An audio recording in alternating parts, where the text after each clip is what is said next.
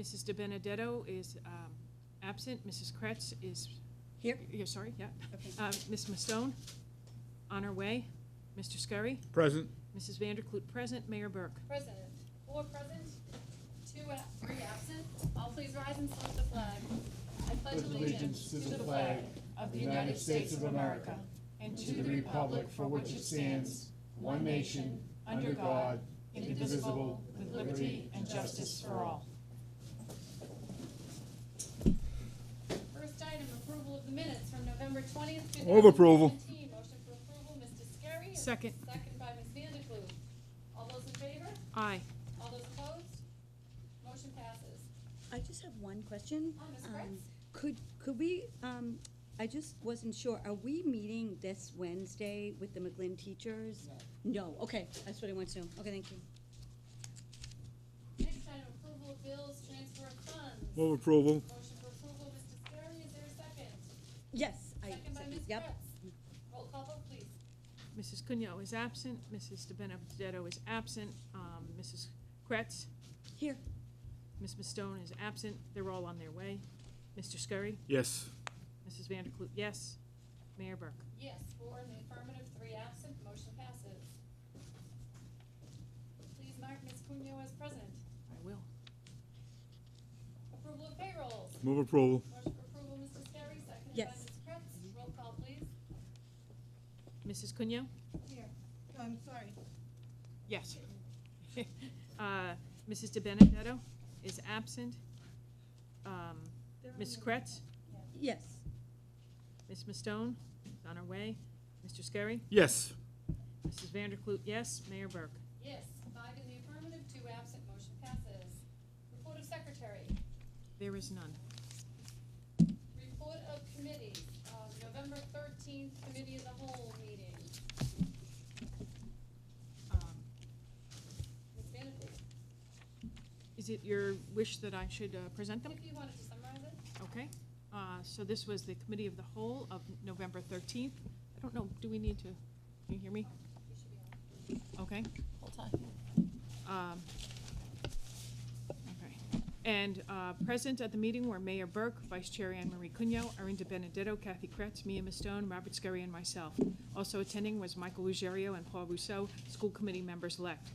Also present were the following: Deputy Superintendent Beverly Nelson, Assistant Superintendent Diane Caldwell, Director of Pupil Services Kathleen Medaglio, Director of Curriculum Bernadette Scurry, Director of Finance and Administration Kirstine Patterson, Director of Foreign Language Rita DiCarlo, Supervisor of Health Services Tony Vento, Assistant Athletic Director Rachel Perry, Headmaster John Perella, Principal Paul DeLeva, Principal Jacob Edwards, Assistant Principal Nick Tucci, Athletic Trainer Tanya Cashman Timzit, Registrar Curtis Tudin, and other community members, including Tammy Simonotis, Marie Patrides, Angela Moore, David Liu, Melanie McLaughlin, Tanya Sullivan, and Jameel Webb Davis. Transcript recorder Miranda Wilson was also in attendance.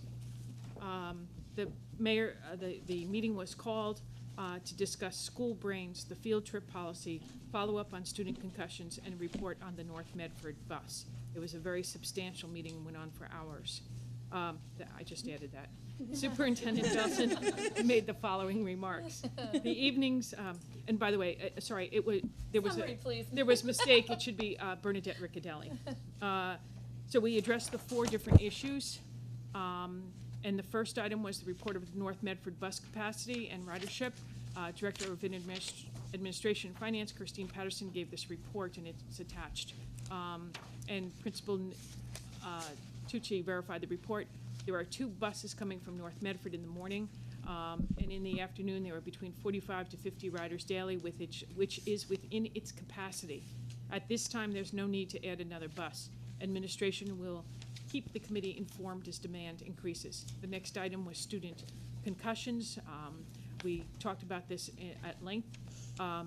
As part of our discussions, parent Tammy Simonotis spoke of her son's experience at Beverly High School. She asserted that her son was injured during a JV soccer game and that there was inadequate trainer medical coverage by the Beverly staff. She believes that the Beverly schools did not have a certified trainer at the game. Her son suffered a head injury, chipped teeth, and nosebleeds. The concern focused upon safety at away games. Members of our staff spoke with the athletic director at Beverly, but really haven't received any more news. Mrs. Simonis was pleased with how Medford handles injuries, but was very upset at the Beverly response. Concern was particularly high because the game was allowed to go on after the injury took place.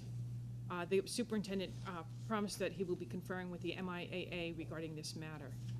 The next item under discussion was the field trip policy, and administrators Paul DeLiva, Tony Vento, and Kathy Medaglio contributed comments during the discussions. CPAC chairperson Melanie McLaughlin raised equity issues about the policy and commented that CPAC should have been consulted as the policy was formulated.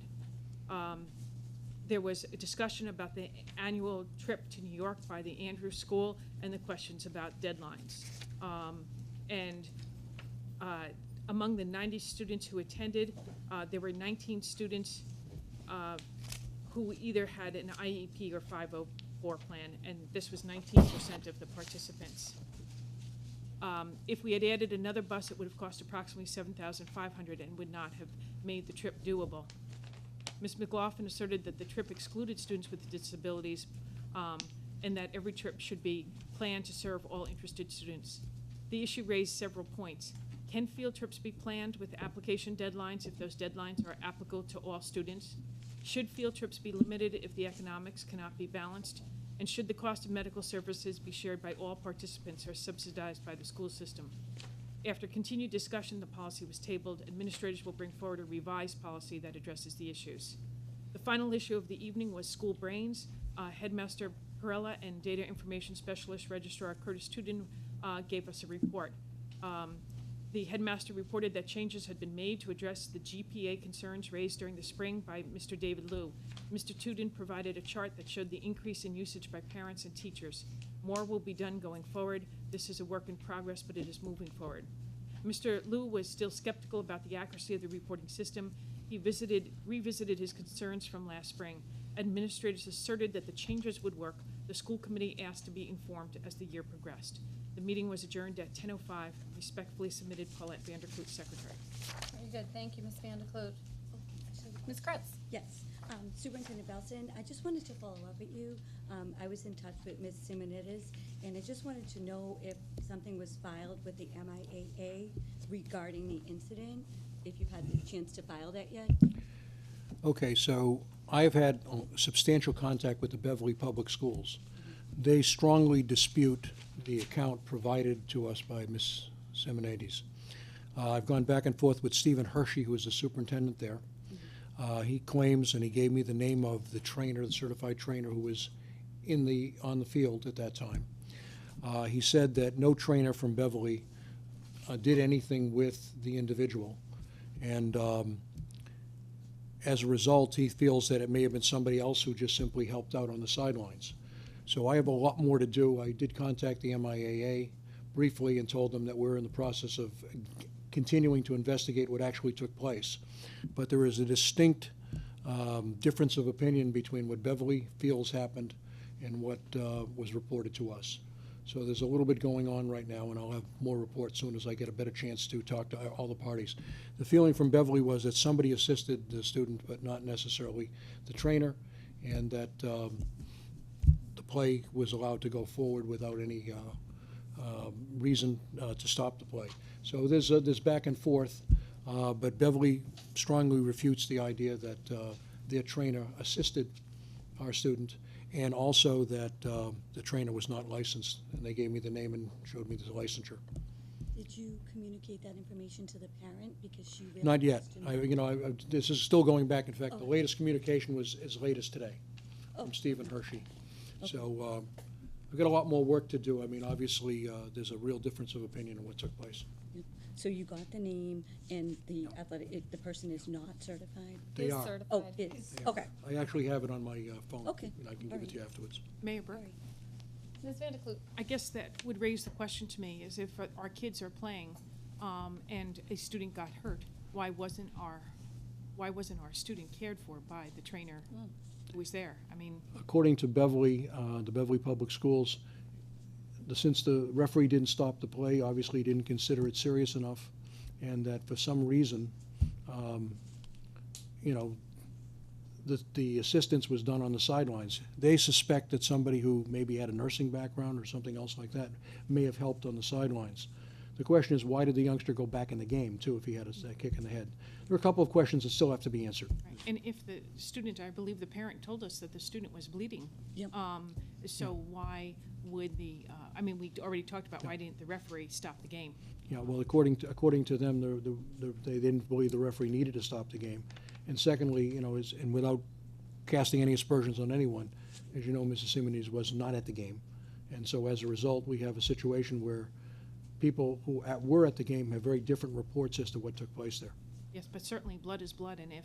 Well, that's you know, an assumption that was made as to when the bleeding took place and who did what and where, and I need more information. I mean, obviously, we have a back and forth going on, and I asked Stephen Hershey, who's again, superintendent of Beverly, because Mrs. Simonedes was contacting the Beverly School Committee and others up in Beverly, and they are siding with the Beverly Public Schools right now. So, I need a lot more feeling as to what's really took place. Point of information, Mayor. Point of information. Through you to the superintendent, has the game officials committee been contacted to find out who the referee was? And I asked for that information. I haven't got it back yet.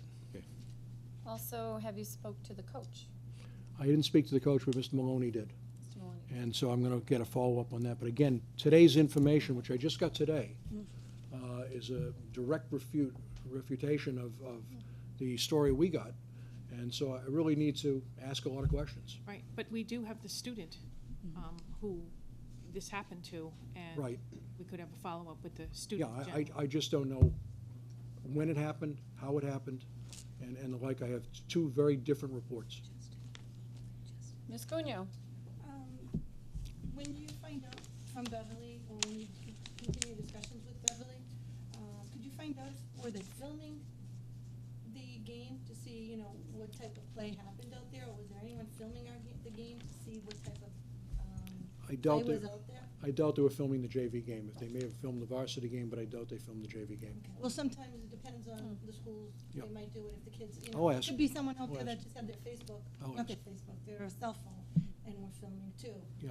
Just to see I'll what type ask. of play, and if there is something out there, that at least we could see Okay. what happened. And as my colleague said, I mean, you know, especially when you're out there, I know the first thing is that when someone goes down and there is blood, especially if there's blood, that's the first thing that the student, the player is asked to step off the field. Yeah. So, Let me, if I can, Mayor, let me read you the latest communication from Stephen Hershey, because I'm going to put it on my cell phone, and it'll give you an idea of, Yeah. you know, the strength of his comment. It wasn't like, I don't think anything happened. It was very, very, you know, direct. So let me read it to you. So it's While you're getting that up, Mr. Tringali, our student representative, would Sure. like to ask a question. A lot of the danger behind concussions is the lack of education that goes with it, and especially on the part of the coaches. And if the student does not know to take themselves out of the game, they'll put themselves at risk for a second damage to the brain, which is far worse than the first. So possibly, if we're thinking about our own education policy in the future and keeping our own kids safe, I think this is a great example to show that we should push for Medford coaches to be aware of concussions in the game. point of information? They are. Mayor? Perry? Ms. Cunyo? Just to address Mr. Tringali's question or discussion, actually you did. MIA came out with a concussion rule, a concussion policy, Mandate.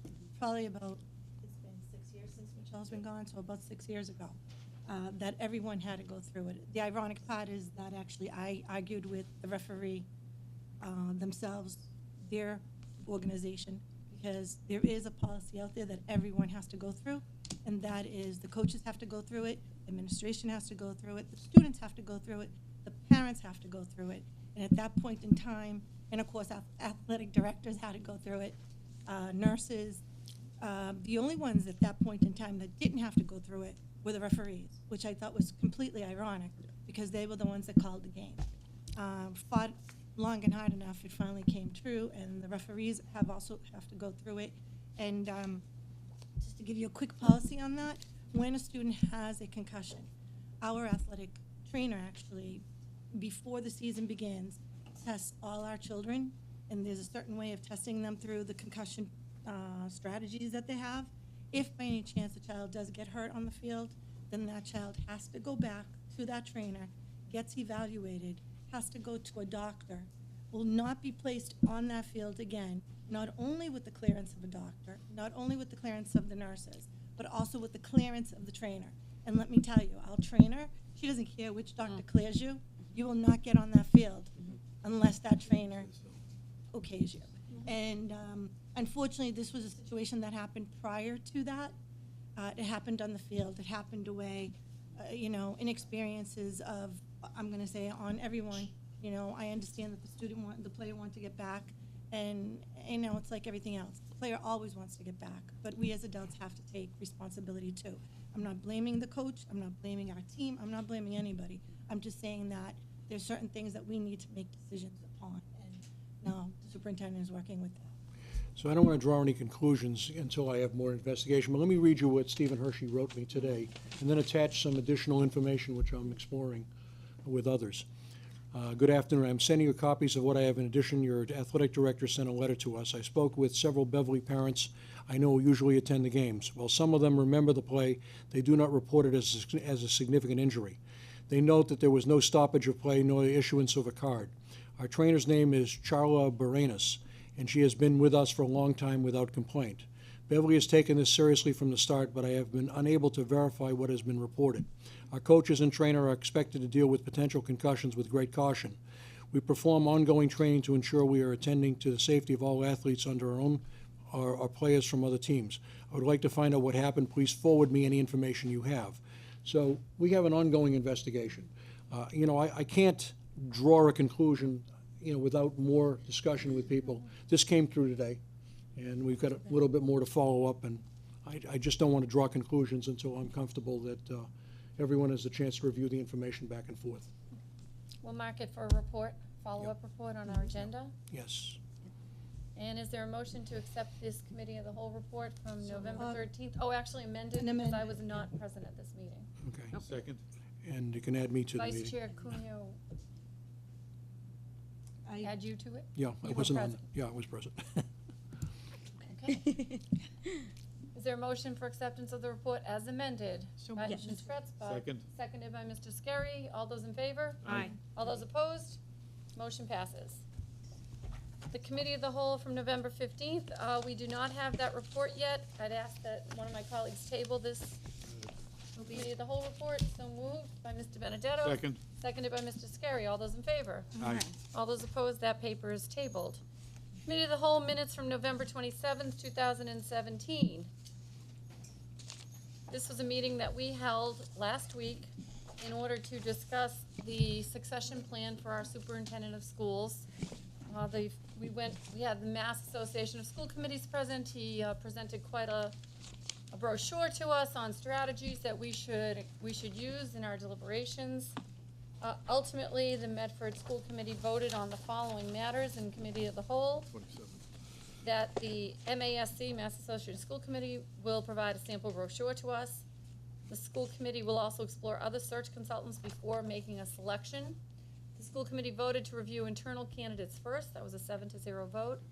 And the school committee voted to meet again on December 11th, 2017 to continue its work. We also had quite a bit of discussion around a search committee if we ultimately do go outside. What was explained to us is if we do internal candidates, it would be school committee interviewing in a public session. If from there we go to a full search, a nationwide search, let's say, we would form a committee, and the complement of that committee would be set up of 3 teachers from the different levels of schooling, 1 administrator, 1 student, school committee members, suggested was 3, and also community members being parents. And we also wanted to make sure that we included all subgroups such as special ed and ELL in those boxes. So we're working on an actual application. For those out there, we're working on a formal application that people can fill out and submit back to us if they have an interest. Also, I asked that our diversity director be a member of this committee. It was voted on in 7-0, so thank you all for that. And we will be meeting next week to discuss this further on December 11th. Mr. Superintendent, is that up here? Yes, That is in the high school. it'll be in the conference room. Is there a motion to accept this report and place it on file? Motion to accept the report and place it on Motion to file. accept by Yes. Ms. Second. Munoz, seconded by Mr. Scarry. All those in favor? Aye. All those opposed? Motion passes. Community participation, Ms. Retta Smith, regarding the school breakfast program. Mia, did you want to say a few words or no? Go Retta. Go Retta. You've been handed a report tonight that was prepared, that was sent to So us. on our desk Yes, is yeah. a report on the 2017 breakfast participation rates as well as some literature. Ms. Thanks. So good evening, everyone. Good evening. So I was asked to present some information on the school breakfast program. So I am a registered dietitian, and I am the nutritionist for the food services department for Medford Public Schools. Just some general information. We offer breakfast at all of our schools. Most of them, it's traditional style, offered before school begins in the cafeteria. 3 of them offer breakfast free of charge for any student interested. One of those 3 has breakfast not in the cafeteria before school, but in the classroom after the bell, and it counts as learning time. So, if you look at the sheet that has the breakfast participation rates, if you look at the last column, the percent ADP, so the percentage of average daily participation, it ranges from 0% to 86 almost percent. So this really shows the drastic variance in participation rates. So the Columbus, the McGlynn Elementary and Middle School all are offering universally free breakfasts. So if you take a look at just those 3, using the October 2017 data, the McGlynn Elementary School had almost 29% participation, the middle school was almost 21, and the Columbus was at about 86. So the Columbus is the school that offers breakfast in the classroom for everyone, so you can see the difference that that really makes in the participation rates. And this is not something that is unique to our district. The EOS Foundation, which is a nonprofit organization that really promotes school breakfast being offered after the bell, they have seen this statewide, that schools offering free breakfasts in a traditional setting before the bell experience participation rates far lower than those who offer it in the classroom. Could you explain why the Columbus offers it after the bell versus the others before?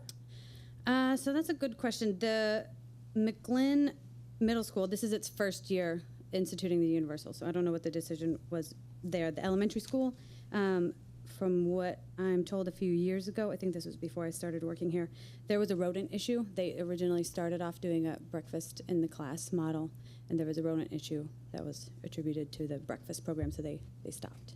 So, Mr. Superintendent, are the principals deciding whether it's before or after the bell, Pretty much, yeah, pretty much? yeah, Can we ask them to all reevaluate?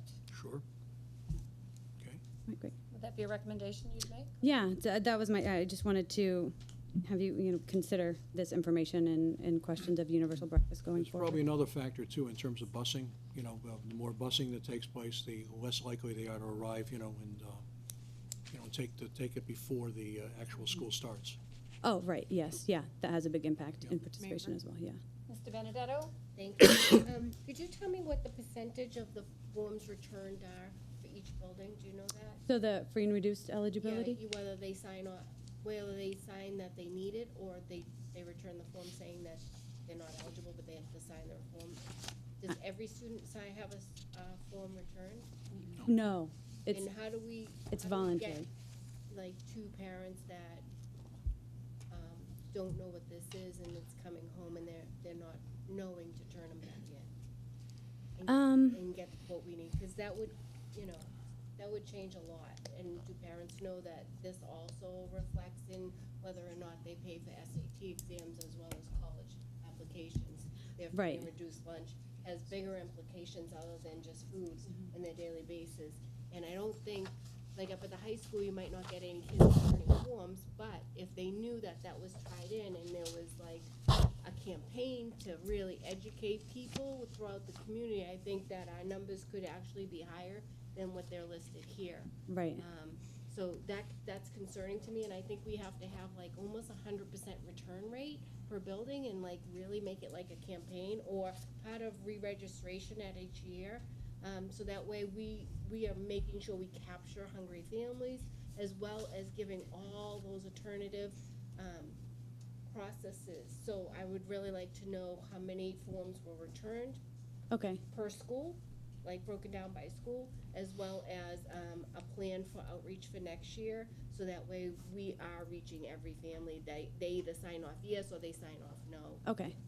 I know it's a big job and a big undertaking, but I think it's well worth it in the community because I don't think people, especially non-English families, Right. knowing that there are other things that this qualifies them for, and it's so important to make sure So- kids get food. Ms. Patterson? Yes, I'd like to comment on that we have engaged and made sure that we have the free and reduced applications in multiple languages. They are returned. There is not a requirement for them to be returned. That's not a forced item. However, we are capturing more free and reduced qualifications because they are incorporated within the portal. So we automatically draw those down. So it's not necessary that we receive an actual form back from every household. We are gathering those and getting those counts regardless through the portals that have. That's why we've encouraged additional services and we've had outreach with our Parent Information Center. So we are providing much more detailed information and encouraging families to participate in these other systems that will provide them additional resources and then also automatically qualify them for free or reduced. Right. And my point too is sometimes there's awards for 100% return rate for classes. Like it really getting the word out and being a campaign so that the word goes home and people are excited and learning about it because they don't pay attention to every form. And it's so important to feed our children, and it's so important for kids that say, oh, we don't have money for, our college applications, I'm not applying. And, the tests are covered and the applications are cheaper and like, it's so many more aspects of this. And as well as our district could receive more federal funding because of our percentage rates. So, That's just a suggestion. I think I made it maybe last year as well. so let me just make one clarification. This is the breakfast program. This is not the total numbers of students on free and reduced. Okay. Not everybody comes in early enough for breakfast, especially at the high school and places like that. So we'll give you a report with the total numbers because they're much higher Okay. when you look at this school lunch program as opposed to the breakfast program, which is a more, let's say, niche program that not everybody participates in. It's one that, we'd like to increase, and we've talked to Andrea Silbert over at EOS, many times. But I think that the breakfast program doesn't give you a full accurate picture. If just at the high school alone, the number of youngsters who are in free and reduced who don't pay a user fee for athletics would tell you that it's much higher than this. Okay? So I'd like to make. We'll give you that report. Motion? Motion to have that report presented to the school committee. Second. Thank you. Ms. Vanderklut? I noticed that the Tufts Alternative School has a very low participation. Yeah. And this really surprised me because I would think it would almost be the natural environment where kids would be coming in and might pick up some breakfast at school. Do you have any insight into that number? Yeah, I was really surprised by that also. So we contacted Mr. Toomey over there, and he said that because they're allowed to come in so much later, that most of them just eat before they come in. And they can ask for breakfast, but they don't. But I do think that that's definitely an area of opportunity, especially if you could offer a breakfast that might be an incentive for students to come in. Get them in a little earlier. Right. And the other thing I noticed is most of the schools, we see an increase between September and October. There was Yes. only one school where there was a slight decline. And I'm just want to make sure that we keep on looking at these numbers because I wouldn't want there to be any stigma attached to kids going in for breakfast. That's why I think the classroom Right. environment really is ideal. And, sort of if it works at the Columbus, maybe if we could talk to some of the principals and ask another one to try it for a month and see how it goes, just to see what kind of participation we have then. Right. I know for the past 2 years in a row, the EOS Foundation has awarded the Columbus a Healthy Start Award, and they give those to schools that see breakfast participation rates at 80% and higher for so many consecutive months over the course of a year. So their average is over 80% year long. It's great. So on the motion by Mr. Benedetto, and also I asked that the superintendent reach out to the various principals to determine if they could do after the bell breakfast. On that motion, all those in favor? Aye. All those opposed? Motion passes. Thank you very much, Ms. Smith. I'd like to make a motion to suspend the order of business so that we can take up the report on student survey on substance abuse. There's a motion for suspension of the rules. Second. Seconded by Ms. Cunyo. All those in favor? Aye. All those opposed? Motion passes. Mayor Burke, Report on student survey. before our nutritionist leaves, I saw on some social media that the Columbus School was talking about maybe sour milk at some of the things and asked that they just look into that. I saw on some social media about it at the McGlen and definitely at the Columbus. I saw some posts about children not taking the milk because they felt the milk was sour.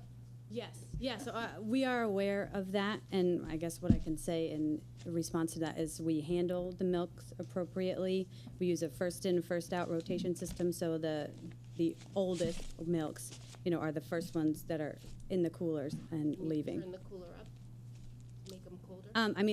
All of the refrigerators are keeping at temp, so I think this might potentially be a supplier issue, so we'll have to. You're monitoring. Yeah, but what I can say is from our handling of everything, we're doing everything that we can to ensure that the milks are at a safe temperature and they are within the best by date, so they should be good.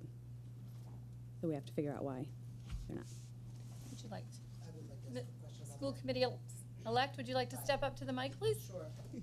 I just had a question about, thank you. Through the chair. I had a question about whether the in-class breakfast, how is the milk transported to the classes, and how long does it sit in the classes and come back and over multiple times a day?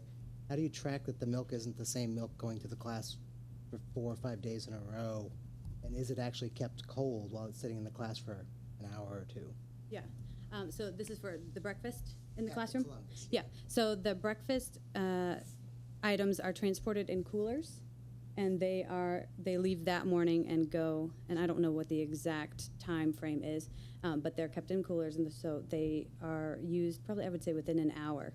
And any of the milks that come back are discarded. So that should not be contributing to the issue. Very good. Thank you. Okay, item 4, based on suspension of the rules, report on student survey on substance abuse.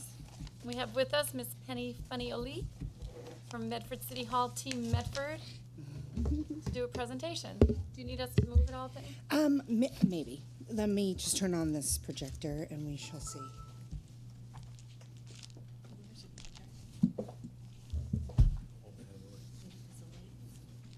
No, it was on earlier.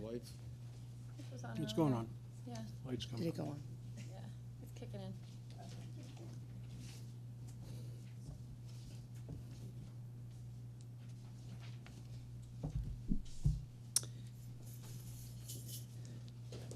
Okay. So thank you for having me today. I'm here to present the data, but I do not do my work alone. And Tony Vento and Rachel Perry are here to talk about the work that they do in the schools that really support youth substance use and prevention of youth substance use in the city.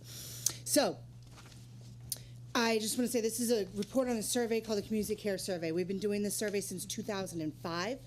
It's done every 2 years, so we have a long amount of years to see trends that have changed throughout the time of the city. So some of the things to note are that what it looks at is it looks at risk and protective factors as well as frequency of reported use. So this is the youth take this survey. It's an anonymous survey. It comes back to us. We send it it goes from the school directly to the the researcher who cleans the data. By cleaning the data, what I mean is that they eliminate any surveys that exaggerate drug use or any other antisocial behavior. They eliminate surveys where students report a fictitious drug that's on there, and then anything that's logically inconsistent patterns of drug use, they will eliminate those surveys. So let's say they had 100 that were not valid, they will eliminate those. That will not be included in the total count for the survey itself. But what it's doing is it's looking at, we don't ask questions about sexuality, but what risk and protective factors do is that really show what drives young people to do things that are risky for. So that's why we're looking at this larger picture snapshot. A lot of communities use the Youth Risk Behavior Survey, and it really looks at the frequency. It doesn't look at some of the community conditions. So it's a large report. We've broken it up for you. Tonight we're going to talk just about substance abuse rates, and then I will come back. If I'm correct, Superintendent Belson, we discussed that I would come back, talk about risk and protective factors, and then come back again and talk about more data that we saw throughout in the survey. So what I'm doing here by showing you this presentation is that I think that we need to remember that this is not a school problem. This is a societal, family, peer level, individual level issue. And to solve anything that we want to see change on these numbers, we really need to be working as a whole, as a team, to be able to do this. The school, over the years, I've been here since 2008. I began in September 2008 doing this work, and the schools have had tremendous involvement. The police department has had tremendous involvement in the work that we've done through the Board of Health. And we put out many, many, many instances of putting information out to parents, and we have not had public forums where parents come out in droves, and that's not, we wish they could get the information that we're putting out there. So one of our urges here tonight is to say to parents, please pay attention. We are doing prevention education for you. We have resources for you. We want to be thinking about substance use prevention long before someone uses substances.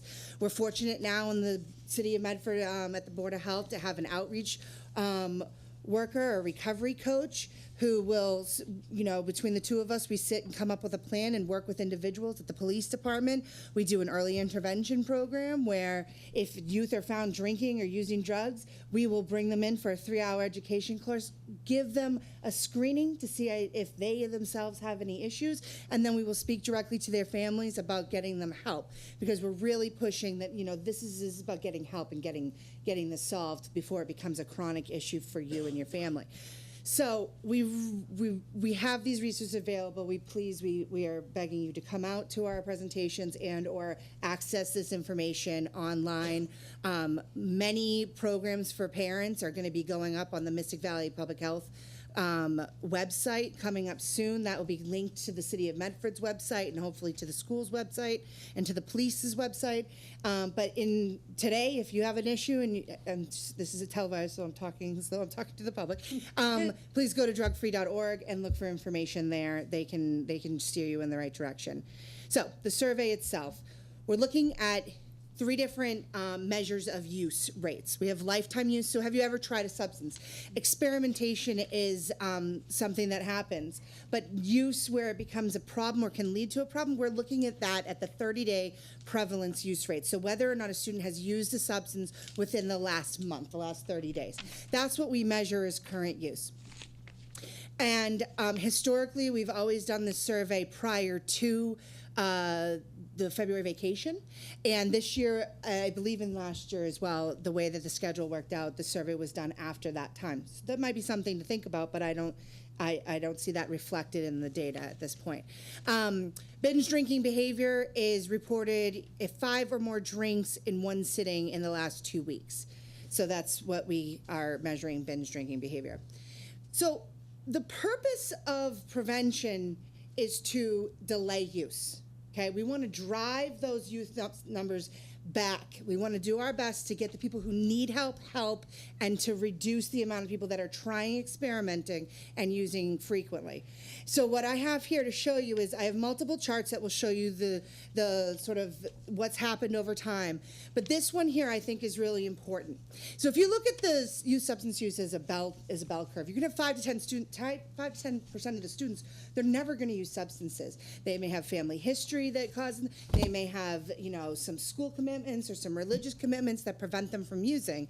And on the other end, you might have 5 to 10% of students who were going to use no matter what prevention measures were put into place because they have family history, they have trauma, they have other leading factors that could drive them towards something of that nature. So what our goal is really to drive the numbers back from, we want as many people getting help and more towards that 5 to 10% of use as opposed to never using. So in 2005, you can see here 71% of high school students, 71.2% of high school students said that they had used alcohol in their lifetime.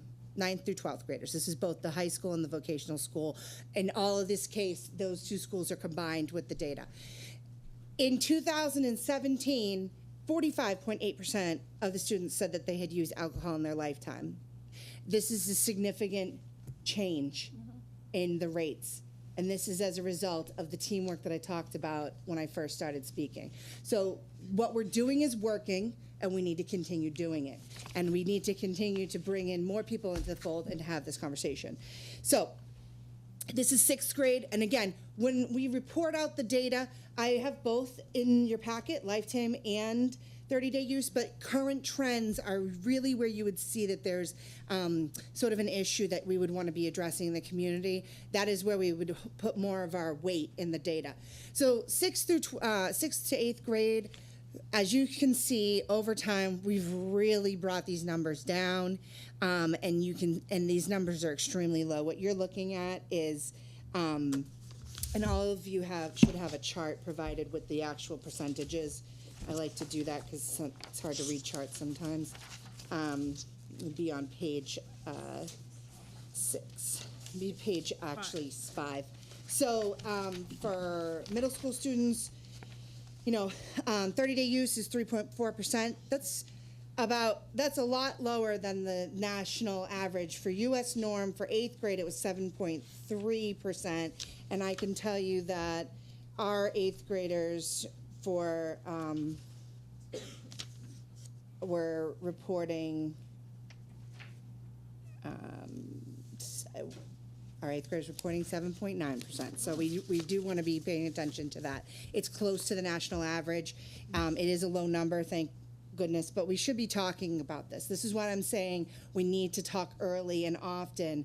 We need to be prepared, and we need to be ready to have those conversations. We all should be talking to our friends' parents so they know what our personal preferences are and plans when they go to their houses, when they go to parties, they go out to, football games or whatever it is, that everyone's well aware.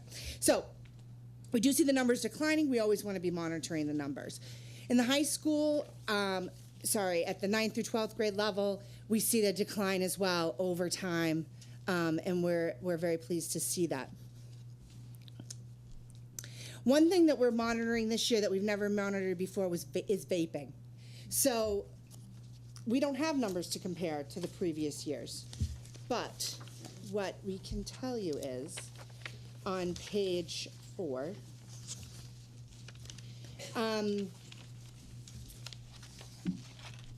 what we know right now is that this is what the students reported in February of 2017. Also remember, all 12th grade data, those students do not go to these school systems any longer. They have moved on. So that is something to be thinking about.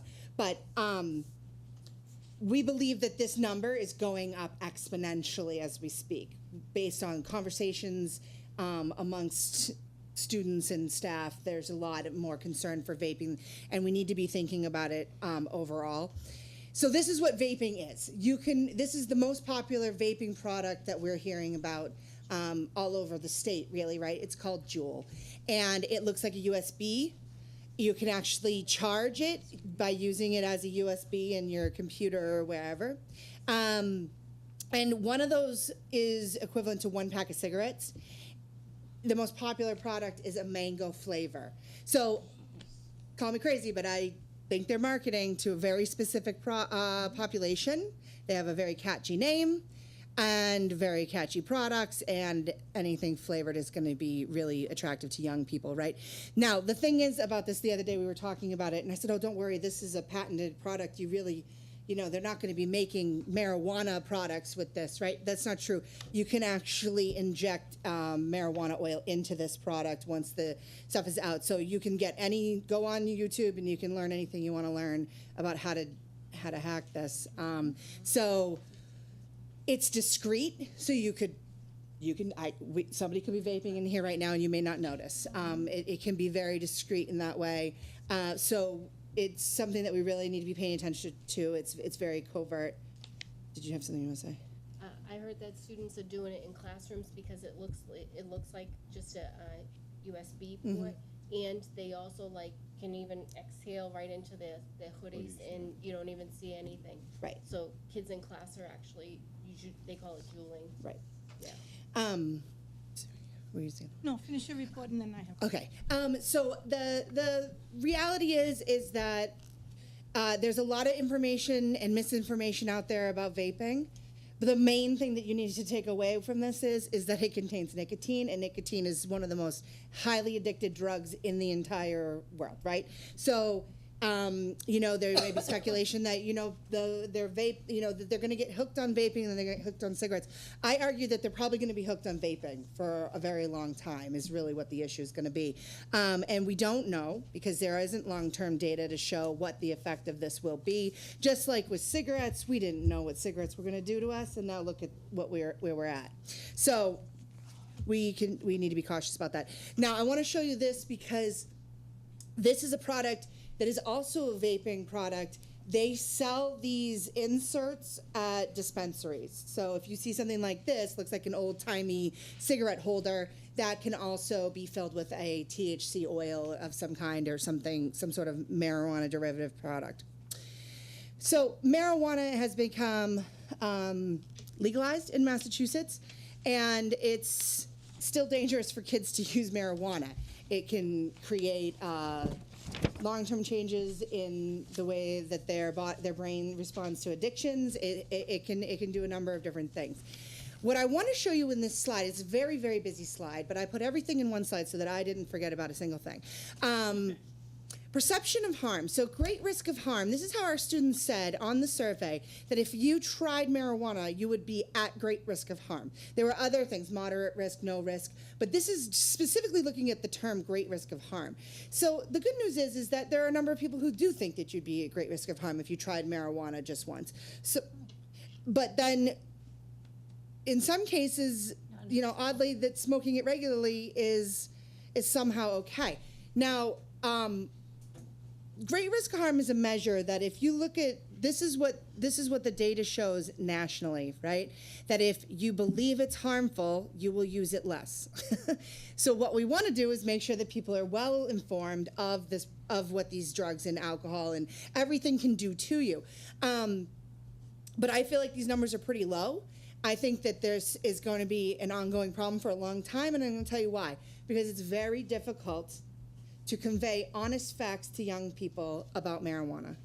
And we as a community really need to hunker down and think about how to present this information. If we provide false facts of scare tactics to young people, it will not change that number. It'll probably make other things worse, because then they'll know for a fact that you were lying to them about marijuana, maybe you're lying about cocaine, maybe you're lying about heroin or other opioids, right? So what we want to do is figure out what is our game plan and to really work on that. I know that there is some education in the curriculum, but I think that we can be doing more, and we need to be thinking about this a little bit more. I think that we as a state should have been thinking about this a little bit more all along the way and be prepared, because this was going to happen. So the other thing to be very aware of, which is startling to me even though I've seen it all. No, I haven't really seen it all, but is that driving with someone under the influence of marijuana is pretty high in high school students. So we know one thing for sure, that Mothers Against Drunk Driving a hell of a job of changing drinking and driving rates amongst young people. Well, we also need to be thinking about this with marijuana as well. It looks to me like almost 30% of high school seniors last year had driven in a car with someone under the influence of marijuana. You know, and I think that classically people who smoke marijuana will go for a joy ride, right? They hop in their car. It's sort of a part of the culture is, you know, getting in your car and getting isolated, getting away from, you know, wherever, especially when you're a teenager because you don't have the freedom to smoke weed in your house or marijuana in your house. So we need to be paying attention to that. We need to be paying very close attention to that, I think. All in all, if you were to take a look at these marijuana rates, we are low in use rates. We're lower than most of the country. So I think that, you know, it's really interesting because let me just go back real quick, especially with high school. So marijuana is the gray line, the third line down here, starting on the left, and then it goes up. 2009, 2013, which makes perfect sense because it's decriminalization. Medical marijuana becomes legal, right? So the perception of harm has definitely changed at that point. But for some reason, from 2013 into 2017, we're still seeing a decline in that use, in that regular use of marijuana. But what typically happens with marijuana use rates is there may be less people who start using marijuana, but the people who use marijuana use it far more chronically. So they may use it more. So that's something to also be thinking about. And then finally, we get to the end of the presentation here, where we're doing a lot of things as a community. I mentioned the youth diversion program. I mentioned all the work that we've done over the years, working with the school and the police, working on research, finding evidence-based practices. That's what the city has done. But we also have a grant called Partnerships for Success. That's specifically focusing on prescription drug prevention. Our numbers are very low. If you go back to your charts and you look at 30-day use rates, and even, I would say look at your lifetime rates of prescription drugs,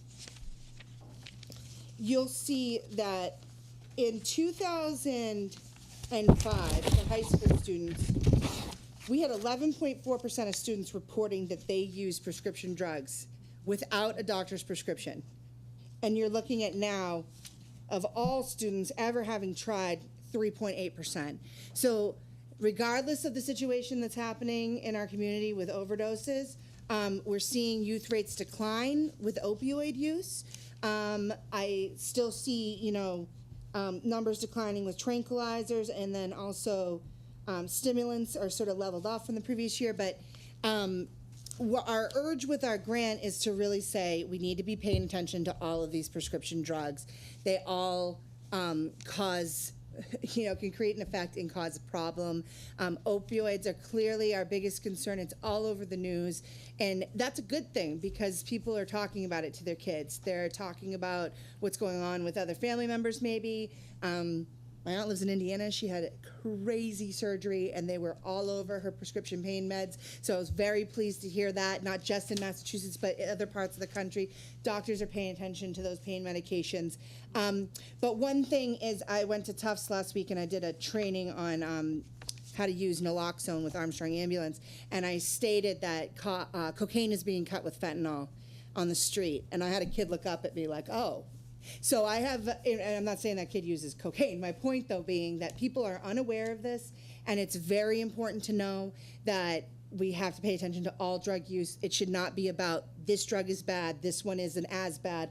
All drugs are bad because, and alcohol too, because it creates addiction, and pathways to addiction then lead to further addiction problems. So this is something that we just want to be aware of. So anyhow, the Partnerships for Success grant, we have multiple projects that we're working with the school on. One thing is a health and safety guide went out to all families from, I believe, 8th grade to 11th grade at the end of last year. And it was a 24-page guide, multiple things to think about: where to dispose of drugs, what is vaping, understanding stress in your students, prescription drugs. It was a very well organized litany of resources as well as information. That's one way that we're trying to get information out to parents is direct mailing. Another thing that we're doing that I think is really important is that we've helped through working with Rachel, we've implemented a module on prescription drugs into the 10th grade curriculum for the Michigan model. And then we have a risk to resiliency professional development series where we're talking about trauma-informed care. We're talking about absenteeism, and really what we're trying to communicate is that we want to build these kids up, right? If we just say that you're going to do drugs, you're going to do drugs, they might do drugs. You've told them that's who they are. We're trying to really do the opposite of that and trying to identify those sparks, those things that make individuals who they are and things that they can find sense of purpose. Not our sense of purpose on these kids, but what is their sense of purpose so that they can have that driven, internal, guiding thing that keeps them in that 5 to 10% away from substances. So we're working with faculty to get them that information. So through the lens of asset building, the lens of looking at kids as though they have positive things to bring to this world, but understanding those risk factors. And then finally, we're working with 2 identified faculty members. One's a coach and one's a after-school club advisor. And we're working with them to do training to all of the school clubs and advisors, because in the city of Medford, that's where kids go after school in the high school. They go to the clubs, they go to sports. So we're doing a integrated training with them around developmental relationships. Just what I was saying, how do you identify those sparks in that kid? You have these high achievers who are overstressed out, and you have people who don't participate because the high achievers might be taken over. So we're trying to talk about how do you balance that, how you facilitate your clubs, how do you operate as a club advisor as opposed to a teacher in a classroom. So those are our main programs that we're doing at the city, and then I'm going to step back and let Rachel and Tony talk about the projects that they've done in the school. And then I'll answer questions. Thank you, Penny. Thank you. Good evening. I wanted to talk a little bit about vaping. Penny had talked about our numbers going down, but we have noticed we're seeing more and more of it here at the high school, so we have addressed it. One thing we have done is on November 21st, there was a staff meeting that Nick Tucci actually presented information on vaping to our teachers, to our staff, presented what to look for, what the dangers are, and what they can do if they see a student actually vaping in class, what the steps are from there. Tony has actually done some information out on our blog, out to parents. So that was out, I believe, was that October? That was in October. What we're working on right now is another message that goes out to all parents. That will be going out in December. Mr. Dempsey and Lisa Dunphy are also working on a video that students will be making, and that will actually be presented as a homeroom activity in January. So that will go out to all the students at the high school. We have set up a presentation for February 8th for all parents, where it will be a vaping presentation along with In Plain Sight, which will be here again at the high school. We had that at City Hall last year, but we thought it would be something that, in light of everything, that we could bring back. And as part of our Michigan model curriculum, we've added vaping to any lesson that included tobacco. So this is in the second year at the high school and the first year at the middle schools. I did reach out to the principals at the middle schools, and they really haven't seen much going on with vaping there, but we have seen the uptick here at the high school. They know what to look for in the middle schools, the teachers and? That's something that we can actually present. That would be the next step to bring it down to the middle school. Thank you. Good evening. I think some of the health services department activities we've talked about in the past, first being the expert screening that we do in grade 9. This year we're extending that to grade 7. We're in the process of finishing all the training for the middle school staff so that we can start that after the turn of the year. And our high school screening will start in January. The other project the School Health Advisory Council has been involved in is we're reaching out to the community physicians. So we've met with the Chief of Pediatrics at Winchester Hospital, and we're looking to get onto the agenda for one of their grand rounds meetings. And we're going to be discussing ways that we as school support staff can work and collaborate with the community physicians so we have better communication, and we're we each understand each other's models, and we can be working on the same agendas. So we're very pleased to be reaching out into the community for that. I think everything else has been mentioned. But our real goal is to get out education to parents and to faculty this year about all these changes. Thank you. Ms. Cunyo? Thank you. First of all, I just want to say thank you to all of you and everyone who's involved in this. The educational piece in this is extremely important, and the work that you've done has been extremely important. So I want to say thank you for that. But I do have some questions, and as far as the survey, Penny, when the survey goes out, are there questions on the survey asking, like, when do they do this? Is it weekends? Is it, after school, before school, during school? Why are they doing it? Are they doing it just as an experimental, one-time thing? Are they doing it because they're bored? They're doing it because there's peer pressure? Different questions like that. Is there anything like that in the survey? No, there's no questions like that, but there are questions about where they get their alcohol, or I believe it's just alcohol. But I do think it is important, not that I'm saying that no matter when anyone uses anything like this, it's always important. But I think if we could at least get a base on, well, gee, it's happening more on the weekends, it's happening after school, it's happening, for our students that are busy. Like, are they doing it more when it's not their season? Are they doing it when it's not their hockey season, or their soccer season, or their football season? Or is it, for our drama students? And I'm not picking on clubs, I'm just saying as examples. Is it students that are always involved with a particular project that they're in, or a team that they're on, or a debate after school, that kind of makes them think twice because they definitely know the repercussions of that. And I think for us all, I think it would be very important to know, because if we could stop pinpointing where these, stats go, okay, it's lower at this time, it's higher at this time. Is it around, final exams? Is it around MCAS? Is it around the parks? There's so many variables, and I think that you have done this survey now for the last few years. And as a school committee member and as a parent, I think I would like to see it a little bit more expand. I know it's a lot more work, but to expand it, to really see the pinpoint of where these students, and why they're doing it. Sometimes there's no answers to those questions, and I totally understand that. The other thing I was going to ask you too is, you had mentioned about, and I apologize if I use the wrong terminology, but like the interventions, if you find that there's like a group of students that are having a party, and then you bring them in for like a 3-hour workshop. Have we found those numbers to go up? No, those numbers are very low. Okay. Actually, our police officer, we've been doing this project since 2012, and it's been rolled out for about 3 years now, and the numbers are very low. We just are not seeing very many kids in the park. Not by we, I'm not a patrol officer, but the patrol officer not seeing people out in the park very often. We've sent out youth cars specifically for that on high, incident times, and they're just not having as many of those calls coming in as they did in the years past. So I think that it's very interesting. So what I would say to you is this about those questions. I just want to answer that.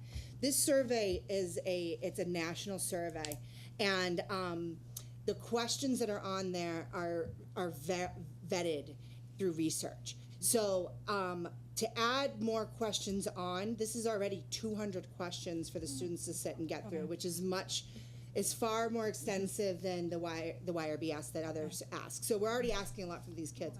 But the other thing is that we can get some of that information just through a different method. We could use focus groups, key informant interviews. We would just need to find a way to get like a third party to come in, and to do that and to set those up. So for instance, I'm calling out to all the parents. If parents know that, they want to know this information and they're willing to sign a permission slip, we already have the means to start asking questions like this and getting qualitative data for us to find more out about when and where and how this is happening in the city. I just think it's really important. I understand the national one because you do want to compare us to everyone else. Mm-hmm. The bottom line is also we want to make sure of what's happening in our own backyard. Yep. And I think that, again, it's not forcing anyone to to answer these questions, but I think it's really important to know when and certain things are happening. And as far as to go back to, kids hanging around in the park, kids haven't been hanging around in the park in a very long time. That doesn't really happen as much anymore. Years ago, parents allowed kids to hang around in park. Nowadays, they don't. But that doesn't mean that just because they're not, things aren't happening. Yeah. And I don't want to put blinders on and say that everybody's perfect and nothing's happening. But unfortunately, we have seen, and I'm not saying it in the city of Medford, and I'm not saying it doesn't happen in the city of Medford, but unfortunately, we have seen situations from, it hits the media or whatever that, well, parents think, well, my kids are going to go out and drink anyway, so why don't we all have them downstairs in the basement? Or, they're going to be doing that anyway, so why don't we have them, here?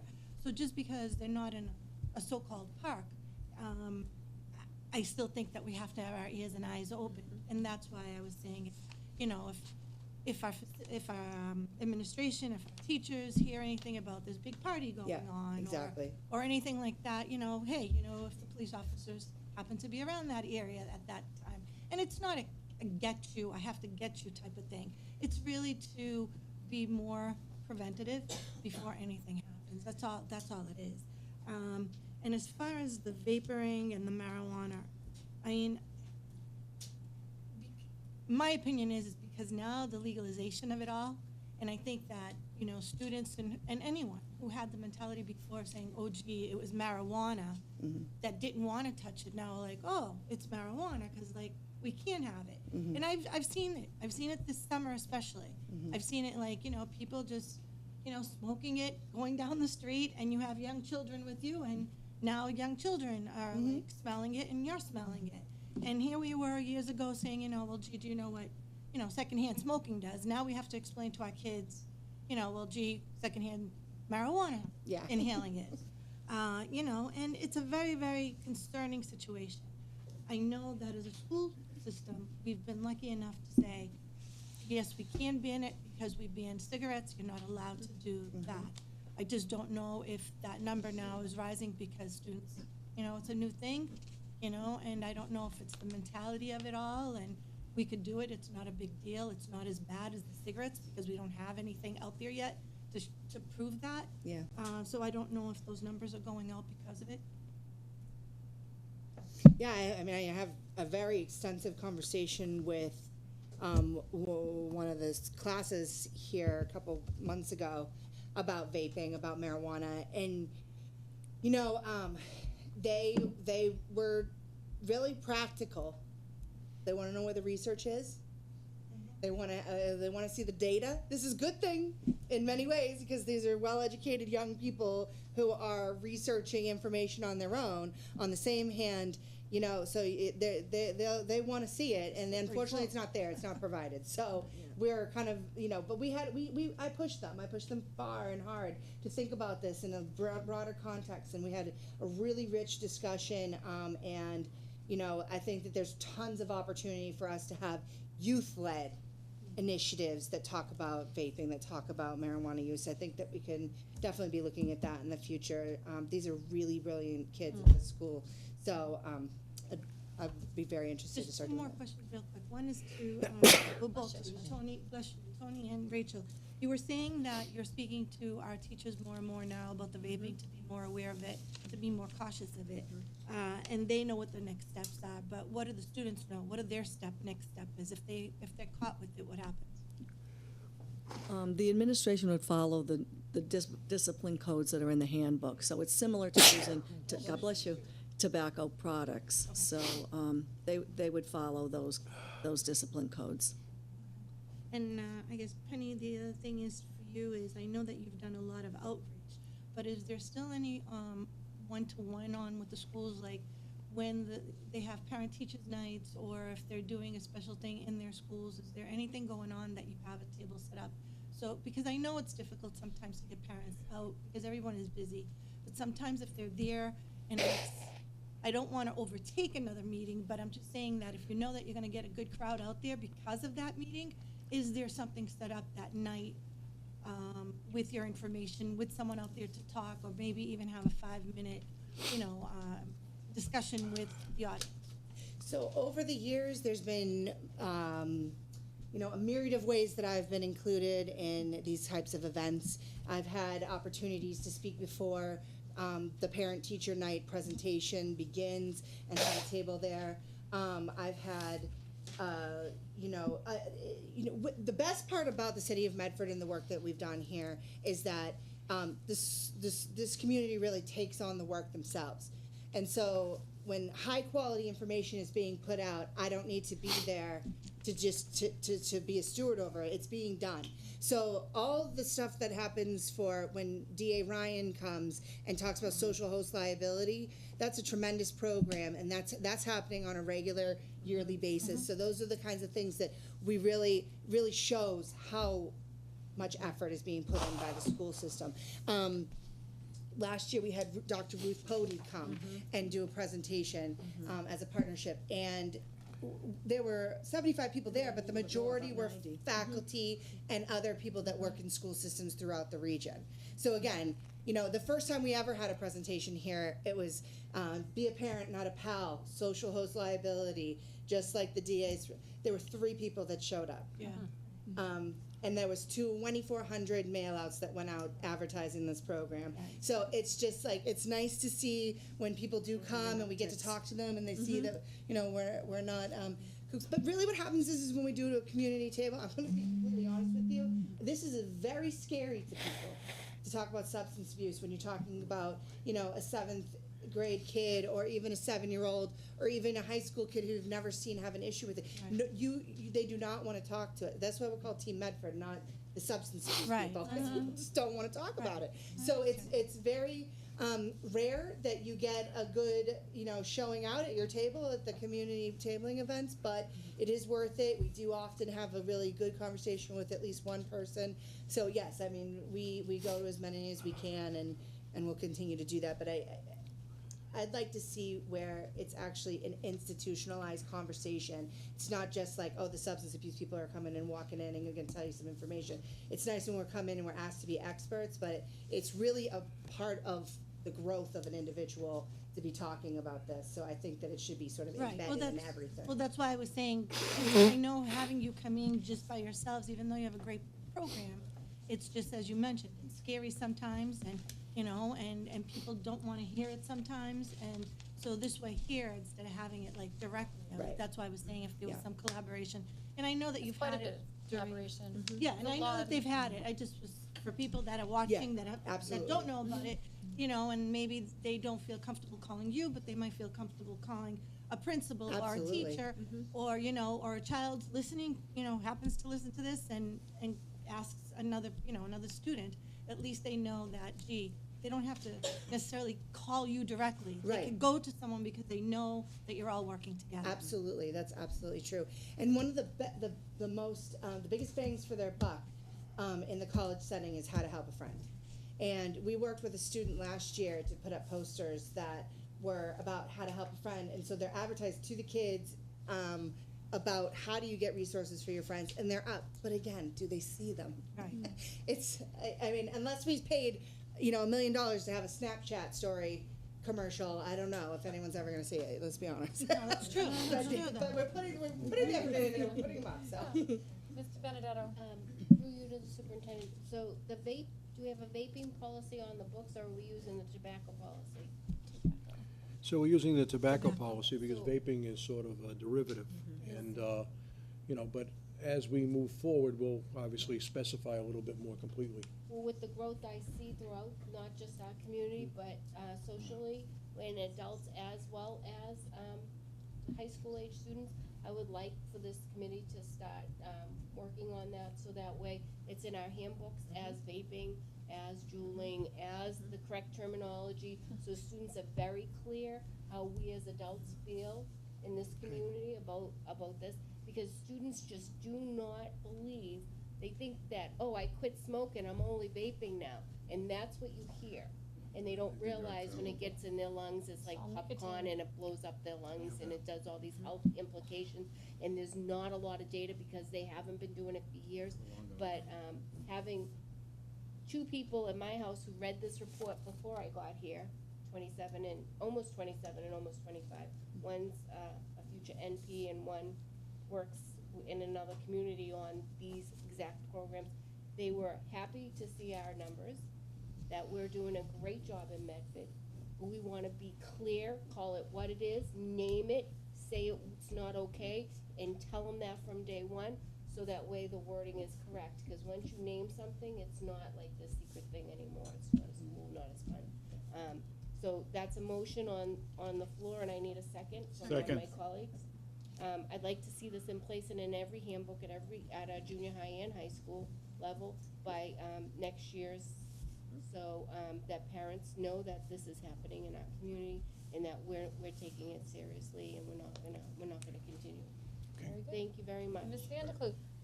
Penny, last spring, I was able to attend, and I don't remember the title of it, but the Night of Remembrance for those who had died of opioid related deaths. And one of the things, and it was a very powerful presentation, but there were two speakers that particularly impacted me. They were both students who had previously attended Medford High. And one of the things that they said was, they both said they actually were pretty good kids here. Yeah. They were, were popular. They were, kids who were not involved, particularly with drugs or alcohol at that time. And one of my biggest concerns is, I think we're doing good work laying a positive foundation here, but I'm totally worried about that transition off to college. absolutely, yeah. And I'm not sure, you just mentioned some posters, how to help a friend. And we see these incredible stories of, the frat brothers who, are drinking too much and then let their frat brother die. And that's where I'm wondering, our last, we're touching the kids at 10th grade. I don't know whether we're discussing at that point, hey, when you get to college, these are things to expect, I'm just concerned about that transition to college and that, and loneliness too. For some kids, when they go off, we put so much, hey, we're going to college, and then all of a sudden they get there and it's kind of a little lonely sometimes. So we do touch upon that in 10th grade. Last year, we actually had Armstrong Ambulance come in, and they did a training for all of our seniors going off to college.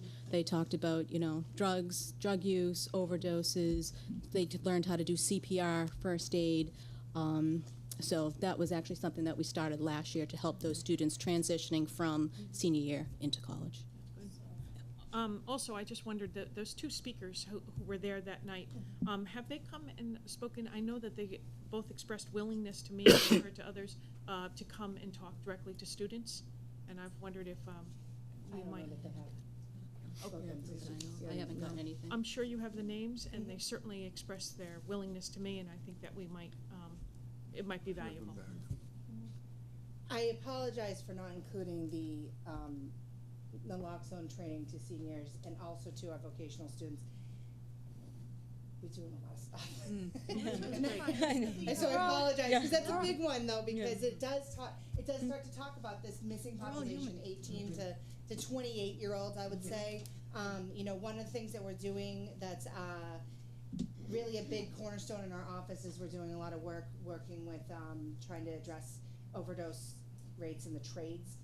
And so we've worked with Heidi, last year did a great job of getting us in, and we had that conversation. So we talked about, dangers on the job. We met with all the vocational students that were in co-op, and we talked about, injuries on the job, what to do if there's an injury, from a tourniquet to how to use naloxone.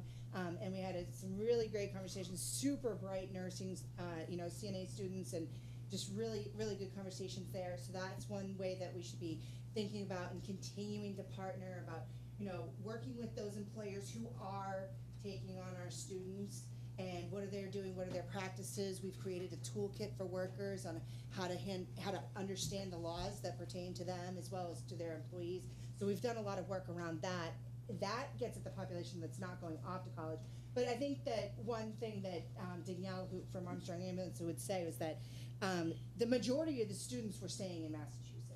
And so it's really about all of us thinking, all of our school systems thinking as a whole about how to teach kids the same information across the board, so when they do go to school, they're still taking care of each other and helping each other out. Mr. Benedetto? So when you're doing that training this year for CPR and first aid, can we add NACAN training? That's already in it. It's already there? They did it. Okay, and is that for both the high school and the vocational Yes, school? all seniors. So that's great, I think that's wonderful, and I think, Mr. Tringali? Yeah, I think that so in the school, I think that the reason that, as you stated many times, the reason that people do juuling so much is just because they think it's not bad, and also that it seems clean, and they don't think that it's hurtful. One thing that I think would be really effective, similar to the 74% of Medford students are marijuana free. I thought that was really effective, just having the facts up there. So I think like something that could be really effective in the school, like maybe picking 3 or 4 facts from, like 1 Joule pod contains as much nicotine as a pack of cigarettes. You'd be surprised how many people pay attention to that, and especially as you mentioned, that the facts are not out there, and people would be really, it would change the perception of the problem at hand before it really takes root over time. So, yeah. That's called social norming, and you just identified a scientific, research study, evidence-based, but it works, and we have done posters in the past that we believe could have driven those numbers continually down, talking about how many students actually don't use marijuana. It's interesting when you are someone who's using substances, your peer group's probably using substances, thus the whole entire world is using substances. So that's something to be thinking about. It's really important to get the facts out there and to really show that there's a lot of kids who just don't do this stuff, a lot of students. You yield to Ms. O'Brien? Yes. Ms. O'Brien? So back when I was in high school, I was part of the Above the Influence Club for a while with Miss Perry as my advisor, and we had Chris Herron come and speak to all the athletes in high school. It was mandatory. You couldn't even play the spring sport unless you went and saw Chris Herron, and I think that was such a positive thing for us as high schoolers to see someone who's young and who overcame something and made something of his life, who was rich at one point and then totally went somewhere else. And I feel like that would be so beneficial to have a motivational speaker come in, not even just the athletes, but to everyone in the school should have the opportunity to come see someone, because it's not just the athletes that fall out of track, it's everyone. And I think a motivational speaker would be totally helpful, because Chris Herron, I know, like my friends, when we left, we were like, oh my gosh, like, wow.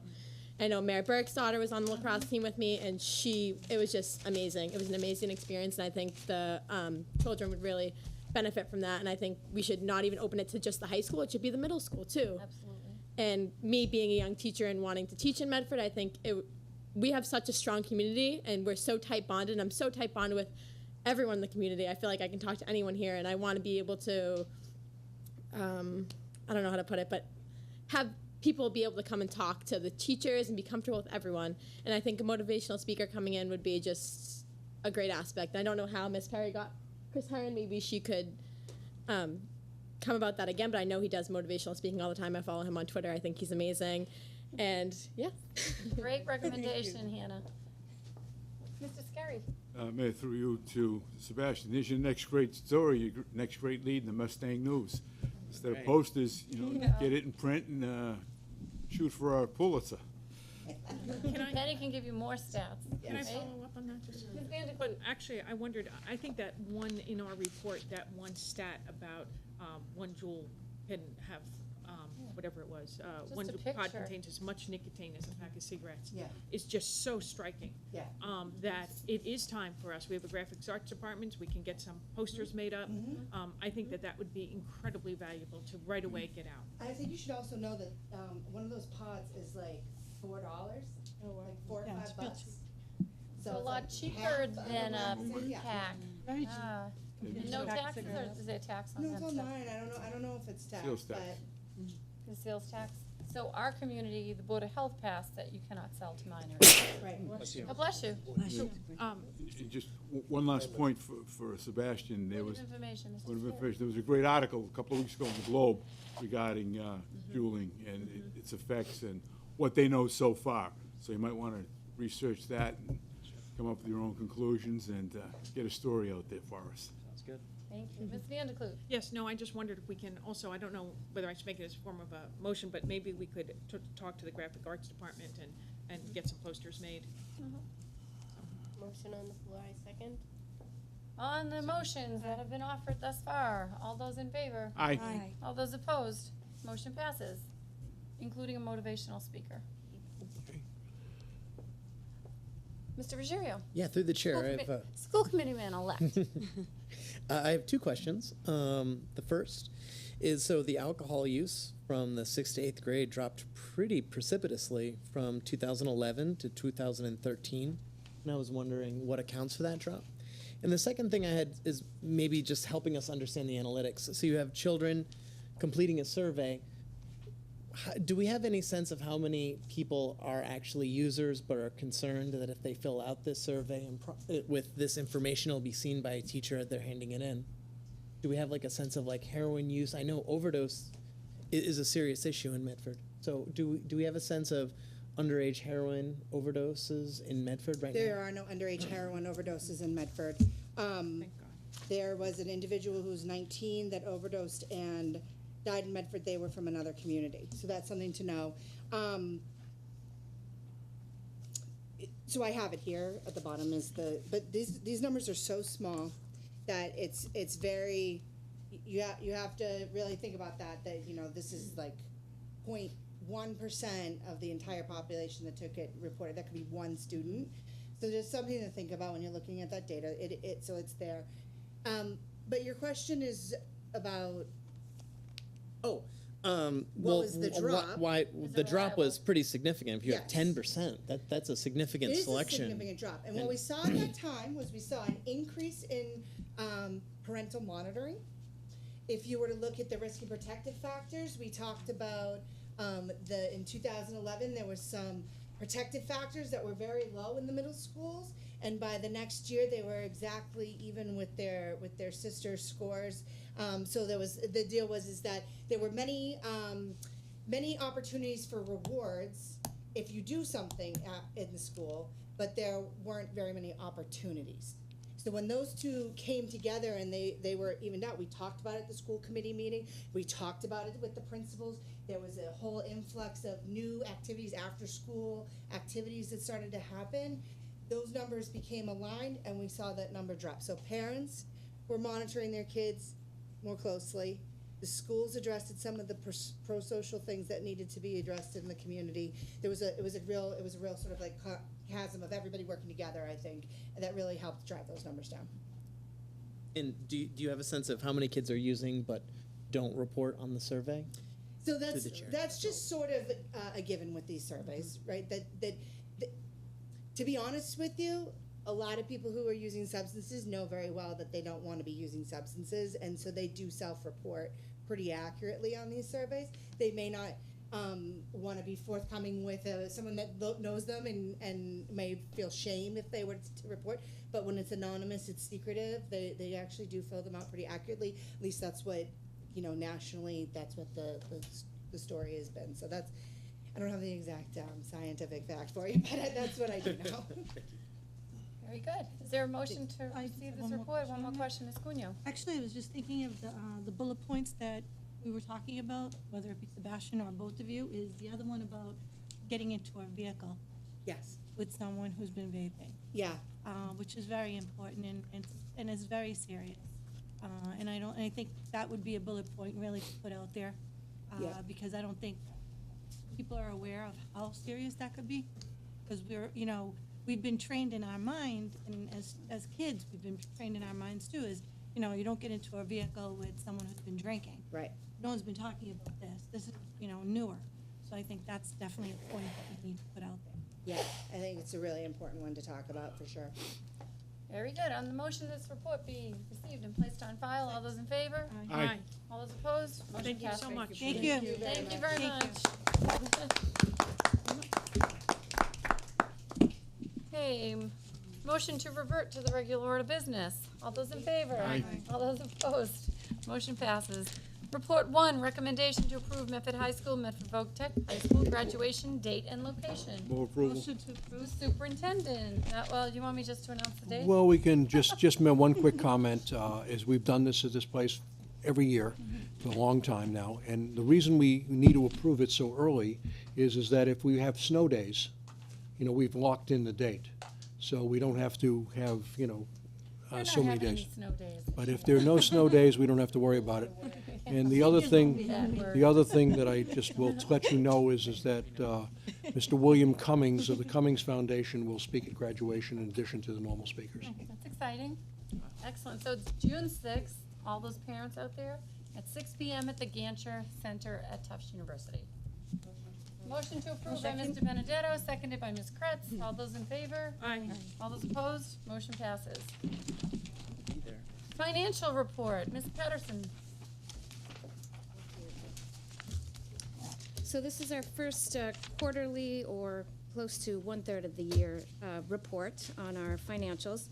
The general fund operating budget for FY18 is $56,431,000, of which year-to-date we have spent 42.9%, which is a total of $24,215,786. And that includes both our expenditures and our encumbrances, which is reserving funds for anticipated and projected expenses. So of the amount spent to date, our 10-month biweekly employees have received 9 of their checks since August 28th, with an additional special run in October to accommodate the anticipated number of checks per calendar year. And all 12-month employees have received 11 of their paychecks since July 1, the first start of the new fiscal year. So we have many staff members out on maternity leave, with some additional expected in the spring. Currently, we have 9. So there are some significant coverages that we're maintaining that is also long-term subcapacities. And while there has been significant transition for teaching and other staff members during this school year, we have been able to fill the positions based on the program needs and will continue to do so as those arise. The business office is fully staffed. We transitioned from some various leaves and had significant turnover over the summer. So we are in the process of reclassifying our payroll codes to reflect correct budget line items and be in line with where they were reflected for the departmental charges. We are also excited and encouraged to be rolling out and implementing a new automated onboarding process that's for the hiring and tracking that will greatly improve our laborious process for new hires and streamlining documentation. This will also be rolled out to current employees for data changes and updates, and it is a subsequent system for the current attendance ASOP system that we use with Frontline, and it will also include a mobile app. So that will greatly improve utilization. So as we continue to respond to the DESE, Department of Ed chart of account change structures, as well as additional reporting components that they have for us, we have to report and track expenses by a number of different areas, which include by school, by function code, by category, district-wide, and expanding out to individual grants, the higher level grants such as Title I and special education. So within the operating budget, where some budget columns may be zero, the planned cost projections are included in those breakout items, and the balances within each function remain to be positive. So please also note that the encumbrance column, it does include amounts that we have included our best projections for year-end expenditures. So those will continue to be monitored, liquidated, and updated as costs are trued up as the invoices come in and actual payments are relieved. So included with the summary are some of the key program areas within our general fund. The first of which, and is the largest component of our budget, is salaries. In fiscal year 2018, we have 2 salary increments that were awarded for the collective bargaining units. The first was in July or the start of their contract, and the second increase will be in January for the appropriate CBA groups, and that will be another 1%. So the undistributed allocation will be dispersed among the budget adjustments for different program areas. So as we identify the increases in certain areas, we'll be reallocating some of those amounts for personnel changes, retirement buybacks, and the such. Another area of interest is security. Large investments have been made to replace and repair the security cameras throughout the district at all buildings. So the amount of $194,949 within the budget is earmarked for the security program reporting area. However, it will most likely be shifted to a capital account once appropriated. We expect that the projects will be completed at all schools by mid-December, and we will follow up with a detailed report. There have been many schools that have finalized the completion of those repairs, and we will be updating as they finalize as well. So security in the buildings is a priority, and the district continues to demonstrate its commitment to ensuring safety in the multiple areas, and that includes our staffing, training our staff members, cameras, security cameras, and identification stops at entrance locations, which include the Raptor license scanning and name tag system. Our technology is another significant area where the committee decided to infuse the system with significant funding at each of the school systems, at each school building. There was $15,000 earmarked for the high school level, $5,000 for Curtis Tufts, $15,000 for the middle schools, and $13,000 for each elementary school, which was significant.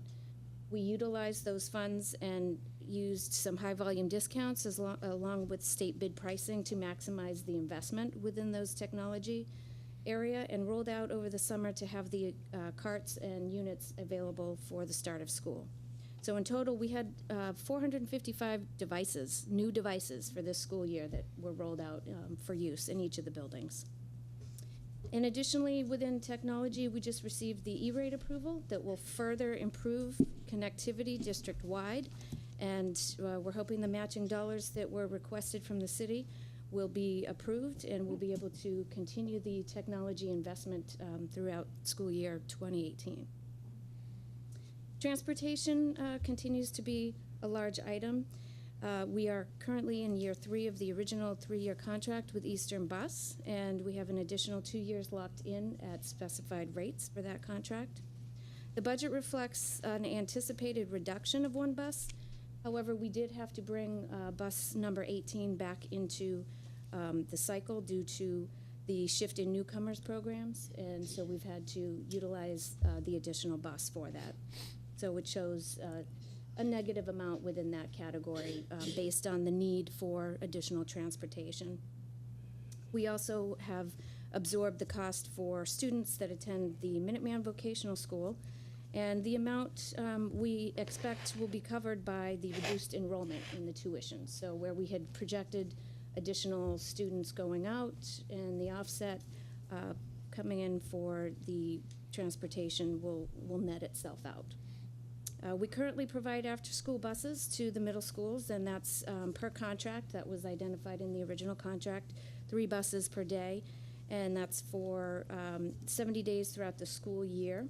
We've also indicated that should the elementary schools be considering additional after-school programs, there would be some additional costs realized with that, and we would need to work with the provider for the levels of trips and participation and timing of those trips, because the routes are all intertwined and combined. So there may be possibility for an additional contractor at that point if it was decided and determined to go forward with that additional expense in the transportation area.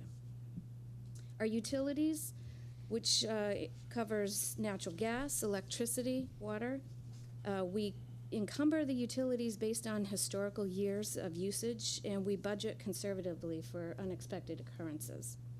So our natural gas rates have been very favorable.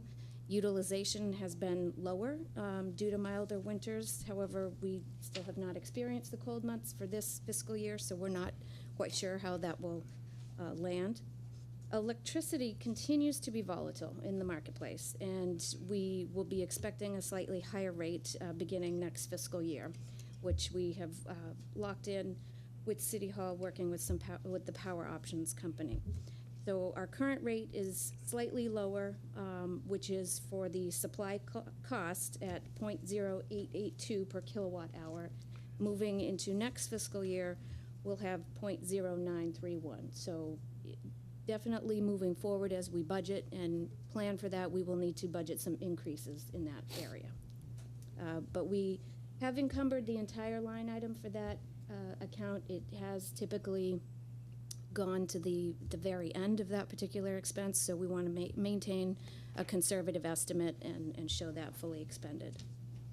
So in summary, the first financial report shows that the expenditures are in line with our budget projections. We will continue to monitor and review them, and we constantly look at consolidating purchases, utilizing state bids when we can, and the like, and identifying savings wherever possible.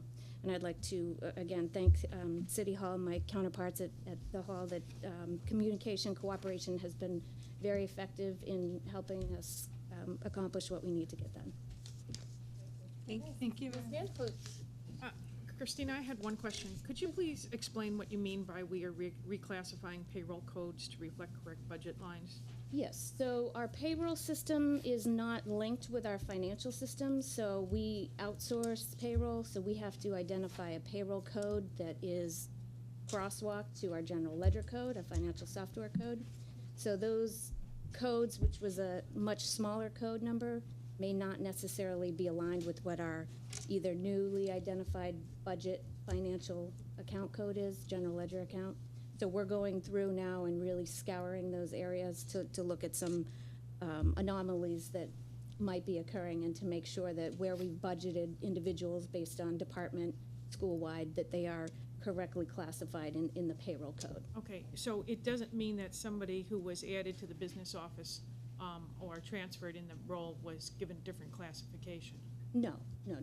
This is strictly an accounting function. Okay. So identifying the crosswalk from our payroll system to our general fund accounting system.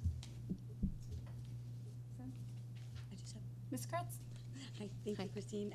Thank you for the report, it's excellent. I just have one question. It does mention, I was gonna ask about the cameras.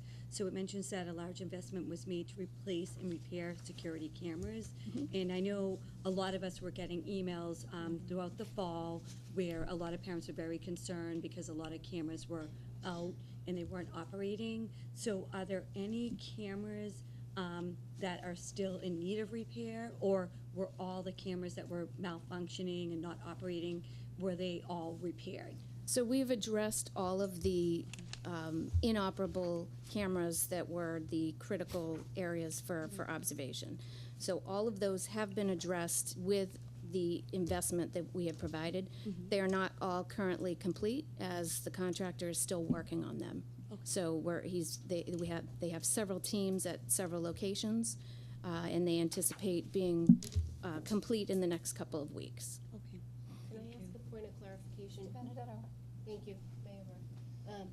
So you said the key point cameras. Does that mean all cameras are now online and working, or just key point? No, as I mentioned, that repairs and replacements have not all been done to this date, to date right now for reporting back to you. Many of the schools have been, and they are in process right now. So that's where we will be finalizing the update in a couple of weeks when they are complete. So they did, I believe the Roberts is complete, some of the other highly critical areas, but the larger projects that were greater in scale are still ongoing.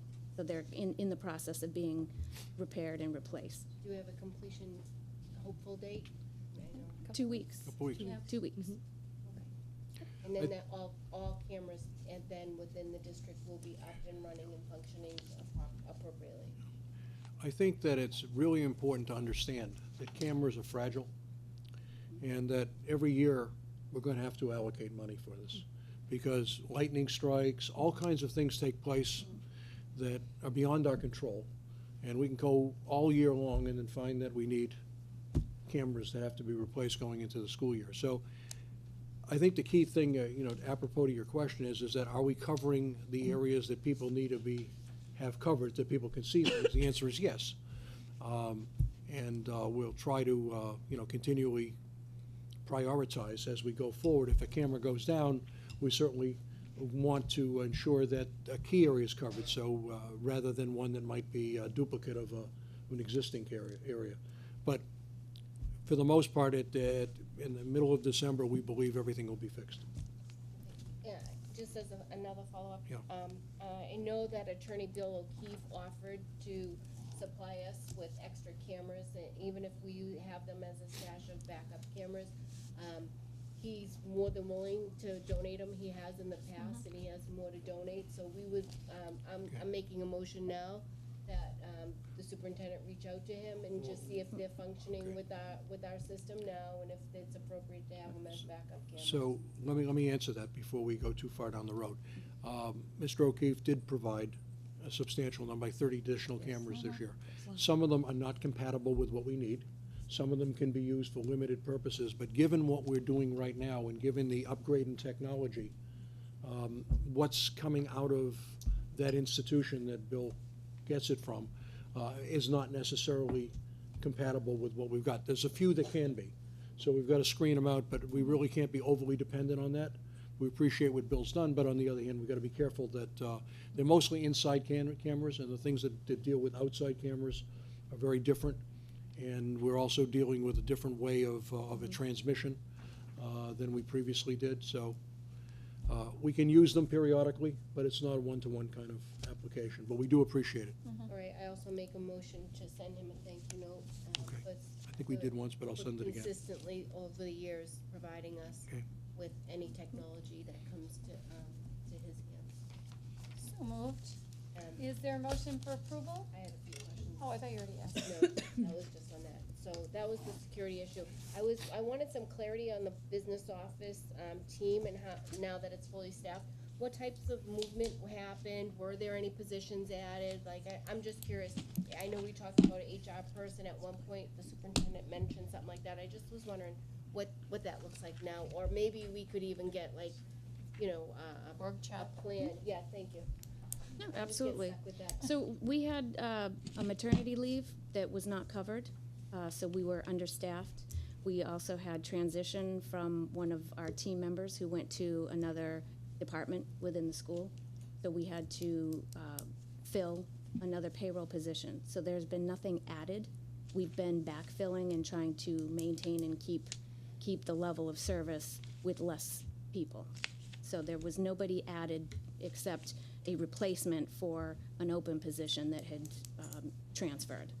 Can we see that chart anyway, just so as Absolutely, committee sure. members, we have an idea of what the roles are, who's in, who's in those roles? Want names or just? Yeah, that would be title? Okay. helpful, because then if we have any questions moving forward, of course, we'd go through the superintendent, Yeah. but, it's just Yeah. to. Names to and know job who- title. Absolutely. Yeah, that would be great, thank you. Absolutely.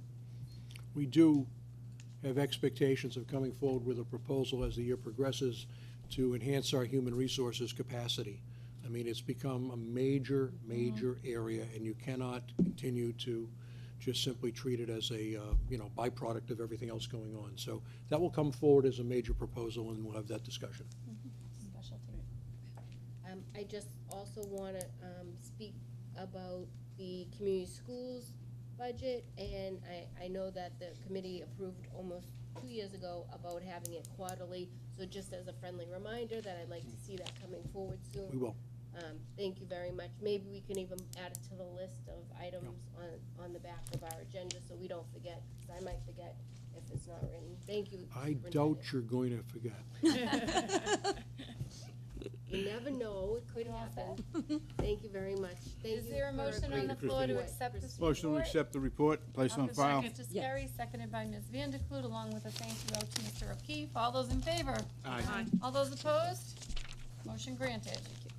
Thank you, Christine. Okay, thank you, Kirsty. Item number 3, report on bilingual education legislation. Mr. Superintendent. So, as you probably know, the state legislature has approved an option for school districts to incorporate bilingual education into the existing SEI format.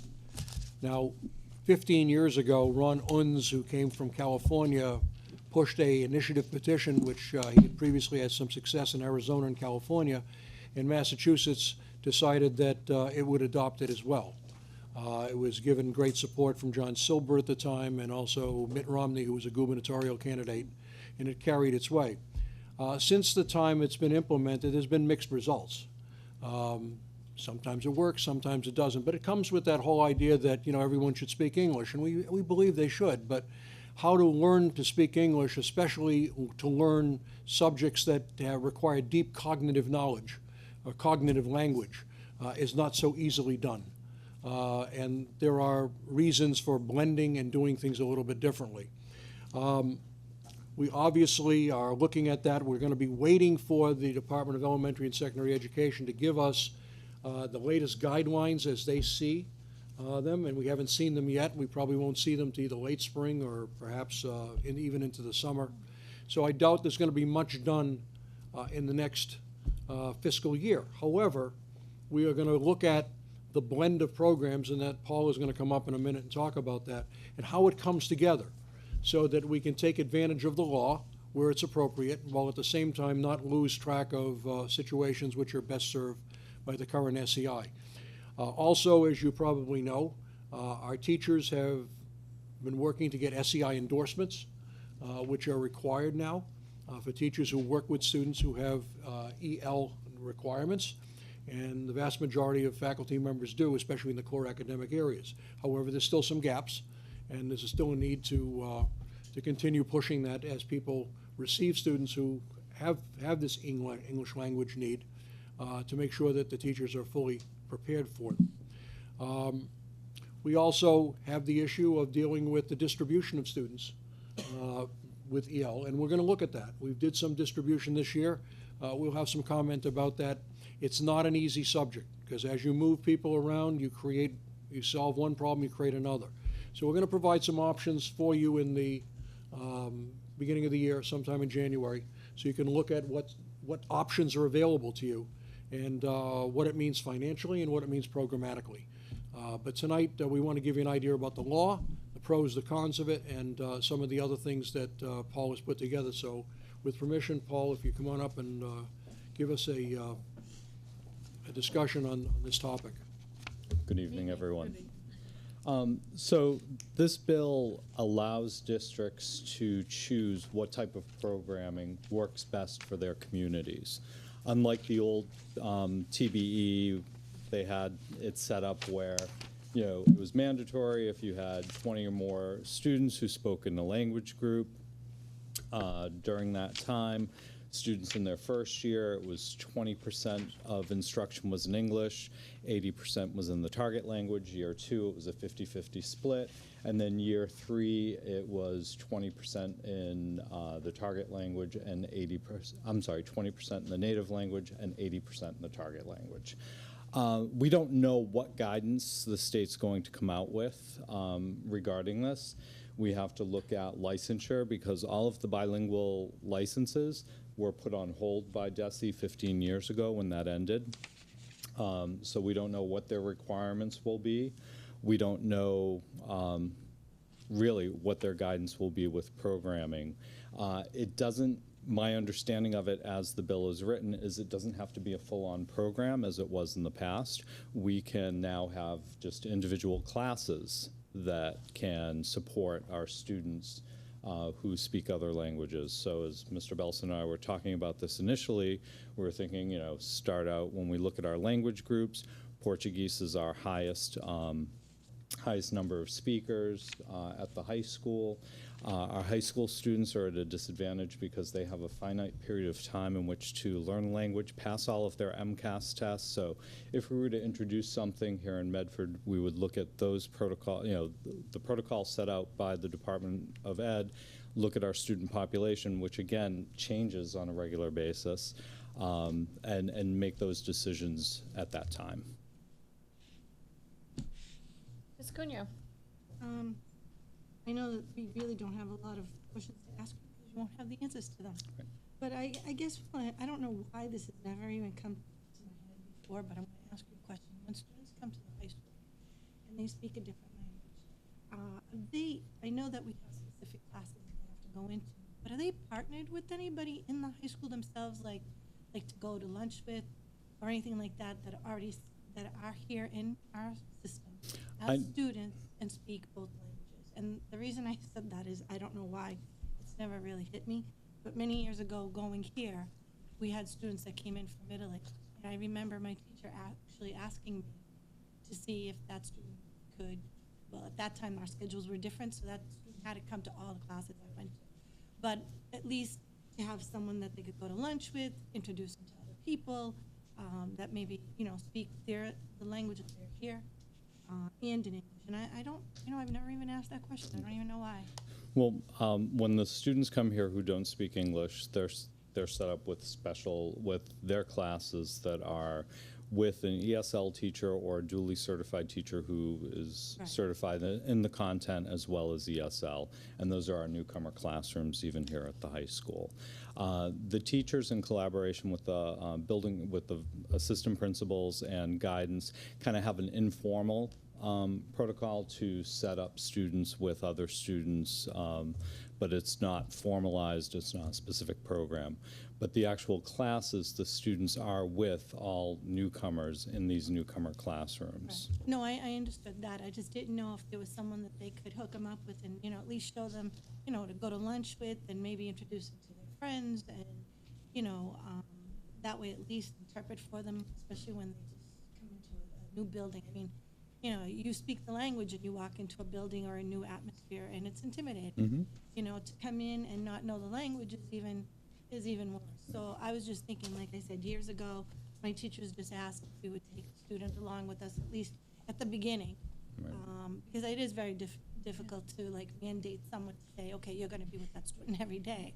But at least to merge them into lunch, and where are the bathrooms, and where is the cafeteria, and how do you go talk to the principal, and how do I get back into that classroom that I was supposed to go in? Yep. And like I said, that's done informally. There's not a formal protocol or process for that, but the teachers work in collaboration with the guidance department on that. Thank you very much. Ms. Vandekloot. So, Mr. Texera, are you thinking that we would pilot a program in Portuguese for next school year? I would wait until guidance comes out. I'm actually going to a state meeting this Friday that will give me some additional information, and maybe I'll have a timeline on when the state will, come out with their guidance. But I wouldn't move forward with anything until the guidance came forth. Okay, so, and at Medford High School, say for the Portuguese students, level 1 and level 2, would be those students who were, certainly level 1 would be the students who were just coming to us. And level 2, they might have been with us for? Well, those levels are based on what we do as a screener test. When the students arrive, it's based on WIDA testing. We're using the WIDA screener. And that gives us the level. So students may have had English in their native country, which is why they would test as a level 2, but they're still a newcomer, just arrival. Other students, that are level 1, most likely didn't have English in their native country. The other question, which is certainly is to be addressed to you, but a little bit different, is that we changed significantly this year when we split some programs between the Roberts and the Brooks. How is that working out? I'd have to are Maybe you we'll looking put it for on something another specific, or? Well, was just curious. I think one of the concerns had to do with siblings and ability of siblings to oversee their, I know that sisters and brothers. And Parent Information Center has been struggling with trying to do the placement that best meets both children, and in some cases that hasn't actually happened. Okay, so at some point I'd like to ask for a report on how that's worked out, and It's going to be tied into our discussion about options. Okay, sounds Because great. It's a larger picture, and, Paul and I have had some serious discussions about the pros and cons of any kind of movement of people, what it means for staff, what it means for transportation, what it means for siblings, what it means for, language groupings. This is a very complex issue, and it requires a great deal of trade-off. You have to decide what's the most important thing to us, what are the most important issues to us, and how we're going to solve them, because there's no one perfect solution for any of this. Thank you. Ms. Mastone? Thank you for your report, both of you for your report. The last paragraph on our report is, if we were to move either program to the Andrews, there are at least 10 teachers who will need the SEI endorsement. Organizations such as MATSOL, Rebus, Theme, I don't know any of them, will do training in the district. The cost is between $8,800 and $12,000 for anywhere from 25 to 30 participants. So that's new to me. I didn't know that there was a separate training. And how long is the training? It's intense. It's a Okay. 40-hour course. And so these companies, though, all come to our city and would train the teachers who need this certification? Yes. Okay. And it's only certain providers can give it because this was governed under the Department of Justice. So like Medford can't just offer their own training and say, okay, you're retail endorsed. It has to be through one of the state providers because the Department of Justice is still overseeing it. Okay. Thank you. At one time, it should be noted that the courses were offered free, but that gate is now closed.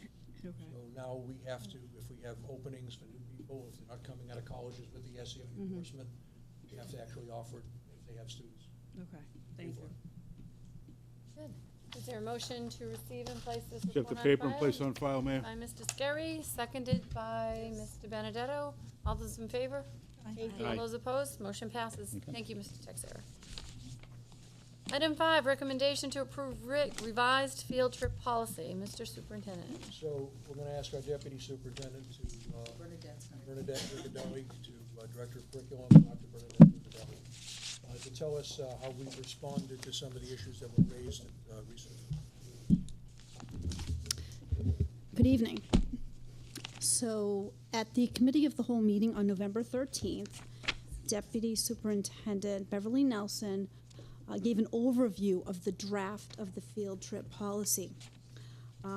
It is important to note, I want to give credit where credit is due, that the substantive part of this policy really was developed by Tony Vento, Director of Health Services, and Gail Trainer, Assistant Principal at the high school. Beverly, Tony, Gail, and I reviewed this in light of the comments that the committee had on the 13th, and we made the following revisions. So there are 5 revisions that I will go over. The first revision is that we added an accessibility statement. So if you look on page 1 of the document, the bottom of page 1, in bold print, we added the following. The Medford Public Schools is committed to ensuring that district field trips are accessible to all students. The policy adheres to all requirements set forth in both Section 504 of the Rehabilitation Act and the Americans with Disabilities Act, also known as ADA of 1990. Right, so we addressed that concern with that statement.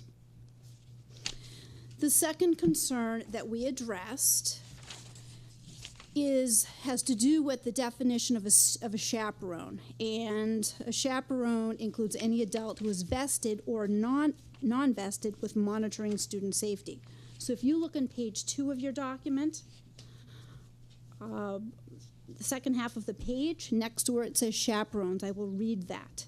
So the wording now is the following. Chaperone is any employee of the Medford Public Schools or parent/guardian or any adult that attends a trip and is vested or non-vested with the responsibility of monitoring student safety. Goes on to say a criminal offender record information or a query check of all chaperones must be on file in the superintendent's office at least 7 days prior to the date of the trip. All right, so that addresses that second concern. The third concern has to do with in emergency situations, the school committee will be added to the list of entities that will be notified. So if you look on page 3 of the document, under letter J, Roman numeral 3, lowercase Roman numeral 3, you will see that members of the school committee have added. So I'll read all of J. Should an emergency situation occur, the sponsoring faculty member is responsible for notifying to the best of their ability by telephone, text, or email as soon as possible, but no later than 24 hours after the emergency situation occurs, the following individuals. the superintendent, headmaster, and principal, the parent/guardian of record, and again, number 3, members of the school committee. So we believe that addresses that third concern. Going on to the fourth concern. So the fourth concern has to do with the term counseling services. We've broadened that to support services. So if you look in the document on page 5, on page 5 you have, let's see, it's section 4, approval documentation. If you go down to letter D, again on page 5, letter D, it says the cost per student, if applicable, including the provision for nursing or support services. So again, we changed counseling to support services if necessary, as well as travel insurance. So we believe that addresses that concern. And then lastly, the fifth concern that was expressed on the night of the 13th has to do with affirming, creating an affirmation statement that all field trip related forms will be posted to the school's website. So if you look on page 9 of the document, it's the very last item. It's a letter D, and it now says all field trip related forms will be posted to the district website. I am happy to take any questions. Ms. Vanderklut. Thank you, Bernadette. Welcome. So of the corrections and changes that you've made, I've noted that all the ones that I particularly had brought up, you've taken care of.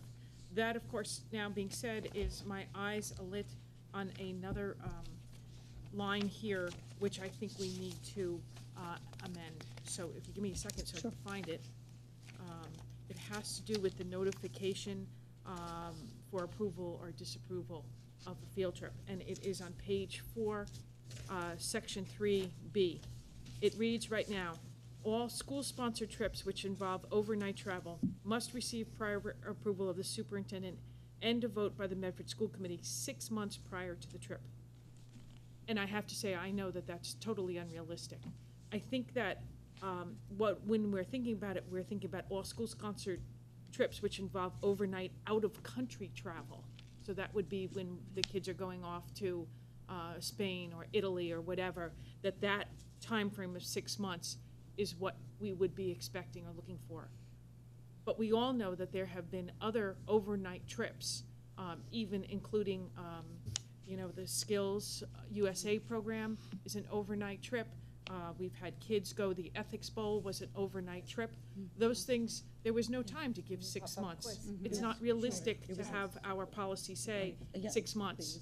So I think we need a sentence which say, for other field trips, for other overnight trips, the school committee will be brought to the school committee for their approval. Using discretion. Using as timely, it depends on the time frame. I mean, Prior to clearly, the trip. Right. Prior discretion to the trip. yeah, prior to the trip. But it has to be reasonable. We really don't like the last minute ones there's a last minute one because there's an opportunity that's last minute. And there's a last minute one because nobody got around to telling us. About prior to payment for the trip, so they have to. That may be tough because down payments are generally made well in advance. Right, but you'd come before you do the deposit. Before you sign the contract, Okay. the committee should approve it. The only, if I may, the only question I have about that is that sometimes, depending on our schedule, if something comes up quickly and a deposit has to be put in to hold it, and we don't meet until after the deadline. There is a clause which allows the superintendent to approve a trip if we don't have a meeting. Okay. So that's covered in I just that. wanna make sure that we But cover that. again, I think the first sentence needs to say overnight out of country. Okay, travel. And then the second sentence need to say other, I'm just trying to think, other trips involving overnight travel must be approved by the school committee within an appropriate time frame. I think we're going to need to leave it a little bit unclear, unless someone else has a better wording. Well, I had Prior to a, payment? because I think the it's- wording That prior to payment. is solidifies it. already in here, it seems like, under E. I wouldn't distinguish between out of country or in, just Right, prior to prior to payment. payment means before they book it, they have to get approval from us. And then if there's an extreme emergency or it comes up really short notice, like the bowls came up very short notice, then that's different. And that's addressed, like Kathy Yeah. said, in E. Mm-hmm. Okay, So prior to payment. prior to, drop it to 6 months. Everyone acceptable with that? So you're saying all school-sponsored trips which involve overnight travel must receive prior approval of the superintendent and a vote of the Medford School Committee prior to payment? Prior to payment. Prior to payment, okay. Okay. I will add that, change that. Are there any other suggestions at this point, Paulette? Ms. Vanderklut? Nope, that's good. Motion to approve. Mr. Benedetto? I just had one note too. Yep. Mr. Benedetto? First of all, thank you for making all the changes I brought forward at that meeting. I'm just hoping that that statement about, the Medford Public Schools is committed to ensuring that the district field trips are accessible to all students. The policy adheres to, all requirements set forth by both Section 504 Rehabilitation Act and Americans Disability Acts, meets the needs that were brought up by other people at that meeting. I think it does. I think it's fair and appropriate. So what I will say is that I did do research. I looked at a lot of other district policy statements. I looked at a lot of federal law, and I thought this encompassed it in a broad way, in a succinct way. There are volumes and volumes of information. There's obviously lots of case law. I try to be succinct. I'm certainly, willing to, be open, but I did research It's a strong on it. statement. And I just wanted to comment that I hope that does meet that need. Mhm. And thank you for adding that in, as well as making the changes I brought forward. The only other thing I have is, I was hoping to see an example of the form that teachers and staff would need. And I wanted to, make sure that it's online, so it goes from one person, gets signed off by the nurses, then goes to the administration, and then finally signed off by the superintendent in electronic format. So I would like to see and approve that form. And also an example of the medication administration / delegation form that the district uses. I'd like to see that as well, so it's here all in one shot. So if parents ever want to see what's the policy, they have the sample forms, they have everything right here, part of this packet. So I'm asking that this be revised and brought to us with those intact, because that was what was requested at our last meeting per my notes. Can I ask a question? So we do have forms. There's probably 12, maybe. I think there are about 12 forms. They are still in development. I know that, again, Tony Vento and Gail Trainer have been working on them. They're very close to being finalized. But it's not just one or two. There are a lot of forms, and we're trying to make them so that they're visually easy to understand, yet substantive at the same time. So I'm asking to table this until we have the completed. Well, we've asked for an amendment as well, so when you bring back the amendment, May I ask one question? you have the samples ready? Clarification. Is there any concern about tabling this piece of it at this point? Is it gonna hold anything up in terms of? Well, we have an amendment. Yeah. I don't think it's gonna hold anything up. Yeah. You know the basic premise of the report. Right, okay. I think if we allow us to just move forward, and the formalization will take place when we come back. Okay. So you want a motion to approve subject to the amendment that we just drafted? Well, I'd Erin, second Erin's motion. yes. I'd second the No, motion. Erin wants to, what I was just asking was for clarification, because Erin wants to table it right now and hold it until we have all of it together. I just asked whether there was any problem with that. Well, I guess, we're gonna have some field Policy trips that are gonna versus- show up, in the next little while. And if it takes a little bit longer to get everything clear, we'll be operating under some old rules. It might be useful to just simply say that in the main, this is an acceptable piece, understanding the amendment. I mean, and that we, provide the forms at the earliest possible time in January. Mayor, I would second the field trip policy we accepted tonight with the inclusion of amendments at the later date. Forms. Yeah, forms, yes. And we'll provide them to you, but at least you'll have something that's, you know. At least we have a policy in place. Well, the forms need to be approved, I want them district-wide, there's specific things, so it's hard to approve something based on, without having everything at one point. I do like, everything is in here that we need in here, but, how long would it take to get the forms to us and be presented? I mean, we have a lot of meetings coming up, I mean, they have to be K-12. Forms, They are created. I think that they might need a little bit more tweaking. We have been working on that. Perhaps Beverly has jump something in. to add to that. The forms were done, they just aren't organized. When we got the forms, they were so voluminous that they were just very hard for people to deal with. So I know, Tony, we've been working at it, it will take more time to get it. The forms should not change anything in the policy. And again, I'm a little concerned about dragging this out because people are looking for guidance, the administration, the principals. We have a meeting tomorrow with principals. We'd like to be able to say we have a policy guide so that we don't keep going on. The forms, again, it's an organizational piece. It's trying to make them customer friendly, and it should not really be anything. Forms change. Yeah, point of information. Over time as well. Needs Mr. Scary, point of information. Ms. Nelson, can we have those forms by the 18th to satisfy the needs of this board? I think so. Tony, you said we've been revising, we've been working on it. We just don't have it perfect. Okay? In terms of, there are medical forms, it's kind of a cascading effect. There's the preliminary forms that everybody's going to have to do. And then what comes into play is another set of forms for children that have medical issues.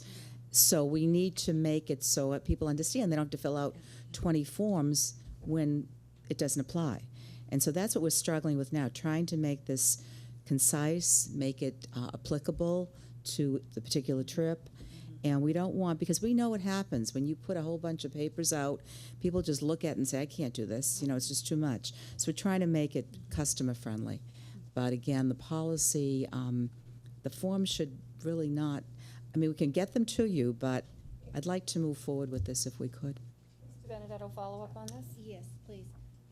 So the form I'm looking at is the application to go on the field trip. Not so much all the forms that all parents have to do, but even the application form, like, okay, I want to take my second grade class to apple picking at, Small Farms, and so I'm gonna go online, I'm gonna fill this out, it's gonna go to the nurse, and it's gonna go to my head, my principal and the superintendent for approval.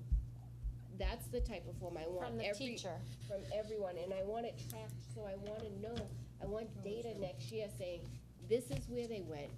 This grade over here went on 5 field trips, whereas this school over here hasn't, and, maybe as a district, we might wanna help them. Or, I want that data. So that's the form that I don't need every single form at this point, but I want, when you roll this out, hey, here's our new thing, and this is how you apply. I want it to go with it. If you So the just form do that that starts one. the process. Right. And I think too, Aaron, you may have mentioned last time at the meeting a checklist of things that, the checklist, I think we added one thing to the check. So we have the checklist, we have the preliminary form, it's just that we really want to make everything else, and it can be a lot of forms if, depending upon the youngsters who are going on the trip, something that people aren't going to look at and say, I'm not going to go on the trip because I don't want to fill out the forms. That would be the last thing we want to do on that. Right. So I just want. we can do the every checklist, part of the and we can do the preliminary application. A clarification on, Motion, I just want. point of information. Yeah, I know that there's a large group of, that have computers, but there's also a large group out there that doesn't. And so I just want to make sure, not everything translates from on-site to actually hard copy as easily. So when we're doing this online, are we doing them in different languages? So this is just for teachers to fill out an application to take the class on. Okay, that's where the clarification is. So you're not talking about the parent filling it out. You're No. actually just talking about The- teacher filling it out. That's a process. Okay. There will that's all be I a needed. parent permission form, that will be part of the package. But I think at this point, we're talking about, what's the checklist? Okay. A lot of this has stemmed from the fact that teachers would begin to plan trips, begin to fundraise, begin to get kids excited without the principal knowing. Exactly. And then there were all kinds of repercussions after the fact. So this was really initially an attempt to make sure that before people start the process, they know what the process has to be. And so that was where this was originated from. But Could you repeat the Mrs. It's two separate ones. One's a motion to accept the policy with the one amendment that was made a little earlier. And then Erin asked that the whole policy not be accepted until we have the forms. She's now specified it's the start forms. form. But to me, the policy dictates and the forms can come and they can be changed as things change in life. So I would ask that we approve the policy so that we can get it out to the principals, especially at your meeting tomorrow, and then we can get the forms at our next meeting or the meeting after. we can get those two forms to you next time, but we won't have the opportunity to meet with the principals again till January. So if we had this to them tomorrow, it would be helpful. Ms. Kretz? Oh, I had a similar question about the forms. I just wanted to know, are the forms going to be available to the teachers with the Google documents where they can go in and add their information directly should on be the able to and do then that. move it along? Because I think that was discussed at the last meeting. Right. Okay. Yes, it was. You're right. Ms. Stone? At the committee of the whole about the field trip, there was a number of parents from the CPAC organization. Did you reach out to them to ask them if this was, they spoke about the language they were looking for that made them feel confident that we were being equitable. So is that possible? I think the chairperson said, could you reach out to me with language? I could help you with language. Right. We basically, as Bernadette said, she did the research, but we also worked with Kathy Medaglia, who looked at this for me and thought that this would be something that would cover all of those instances. So we feel that it does. There's a motion on the floor. Ms. Vanderklut? So you're gonna kill me, but I'm going back to this line about approval. And you just said something. You said that what happened in the past is that teachers started, advertising to the kids that they were gonna go on this, and they got everybody all excited, and they might even start raising money, and that has nothing to do with payment. So if we're saying that when we want to approve the trip, if you're waiting, saying, well, we only need to approve it with payment, that means that teacher can already be advertising it and they can be raising money. Payment is not the word that you want there. So we're dealing with which, So this is, Come on back. this is page 4, So, number Let's just 3. see. so it's, yes, it's right here. All school-sponsored trips involve overnight, out-of-state travel must receive prior approval of the superintendent. I mean, they need to figure out if 6 people are even months. interested in going. Right. They have to poll their students. If no one wants to go, they're not gonna come to us and ask I'm for not sure approval, what the, right? So what you're saying is that it should not be prior to payment, that we need to take that out. Moments ago, you suggested that we add that in prior to payment. I didn't suggest payment, someone I else did. did. Okay, and Oh, I okay. suggested that what we were doing was saying that teacher was going out of the country, the school committee wanted 6 months' notice. I think if there's an overnight trip within the United States, that we want 2 months' notice, maybe 3 months' notice. Okay, Well, I'm again- saying, and then I'm putting in a Again, clause let and that saying, bind something if an else. opportunity arises for students that is, underneath this time frame, that approval can be given by the superintendent with notification to the school committee. I mean, Okay. that's how I would line it out now, because payment, I think payment is arbitrary. and there are some trips that we're not gonna require payment, some of the Right. overnight So just trips. recently, we had the Italian Right. come To with New this York. opportunity to go to New York. Right. Well, that was being funded I mean- by someone else. Right, So exactly. So maybe in a timely way, other overnight trips must be approved in a timely way, because we do have things that happen very quickly, like The that New bowls. York trip. Others, we have several months doing. So if we just put it in a timely way and we leave it kind of discretionary, think you need to be careful not to overregulate, because what happens is the circumstances change, situations change.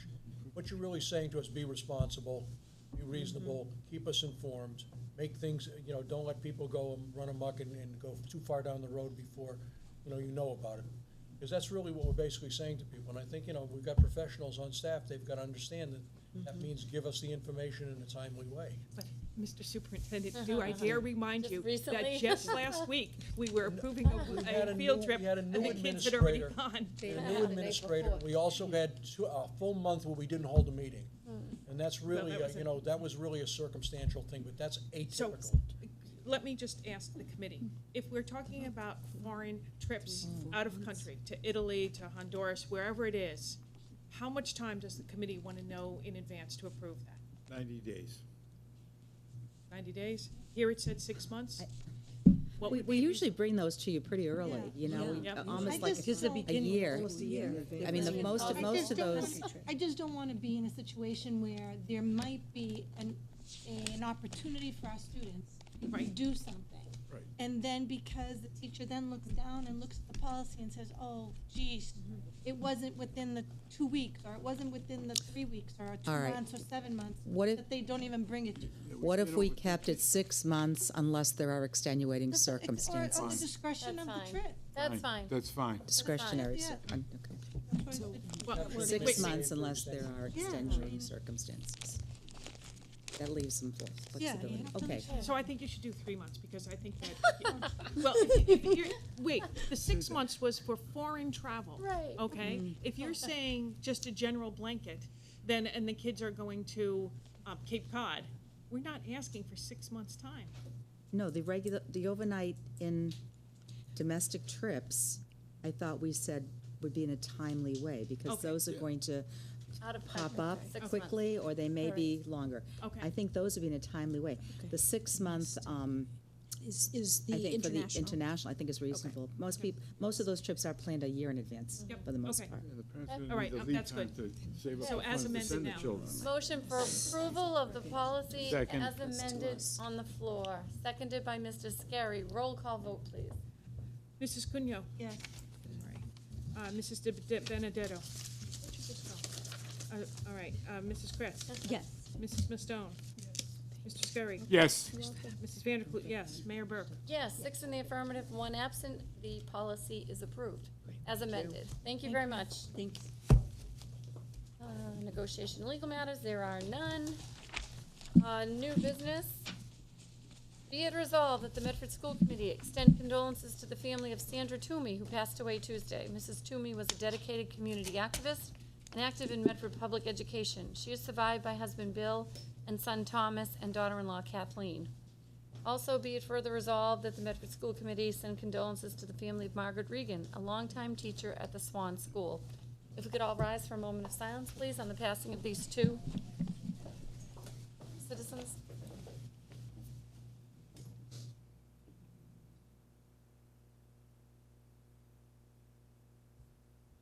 Thank you. There's a motion that this meeting be adjourned. Oh, wait. I have one, Oh, Ms. Chris one wanted to very make a quick public announcement. Yep. announcement. I just want to make one quick announcement. There are several Medford High School students who created a new educational series. The name of the series is The Chronicles of Modern and Military History. The shows are being created right here at the Medford Community Media Station. And the replay of the first episode will be taking place this Wednesday at 7 p.m. and Saturday, December 9th at 7 p.m. on Channel 47 Verizon and Channel 3 Comcast. Next week, on December 14th, will be episode number 2.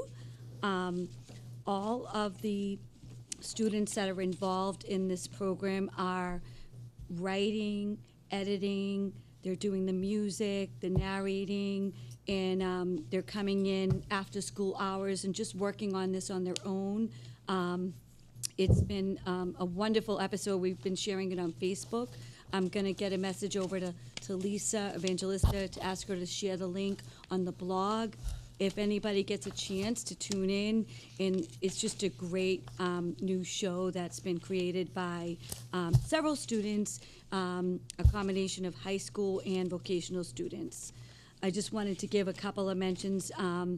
There's Finn Flood, Matt Adeletto, Justin Garland, Angel Barroso, Ian Argudo, Gavin Bibbins, and Trip Hill, and narrated by Noah Kretz. So if everybody gets a chance, if they want to tune into the station, it's just a great educational episode. Thank you very much, you. Ms. Kretz. Thank you. Motion to adjourn. Thank you. Take your points out of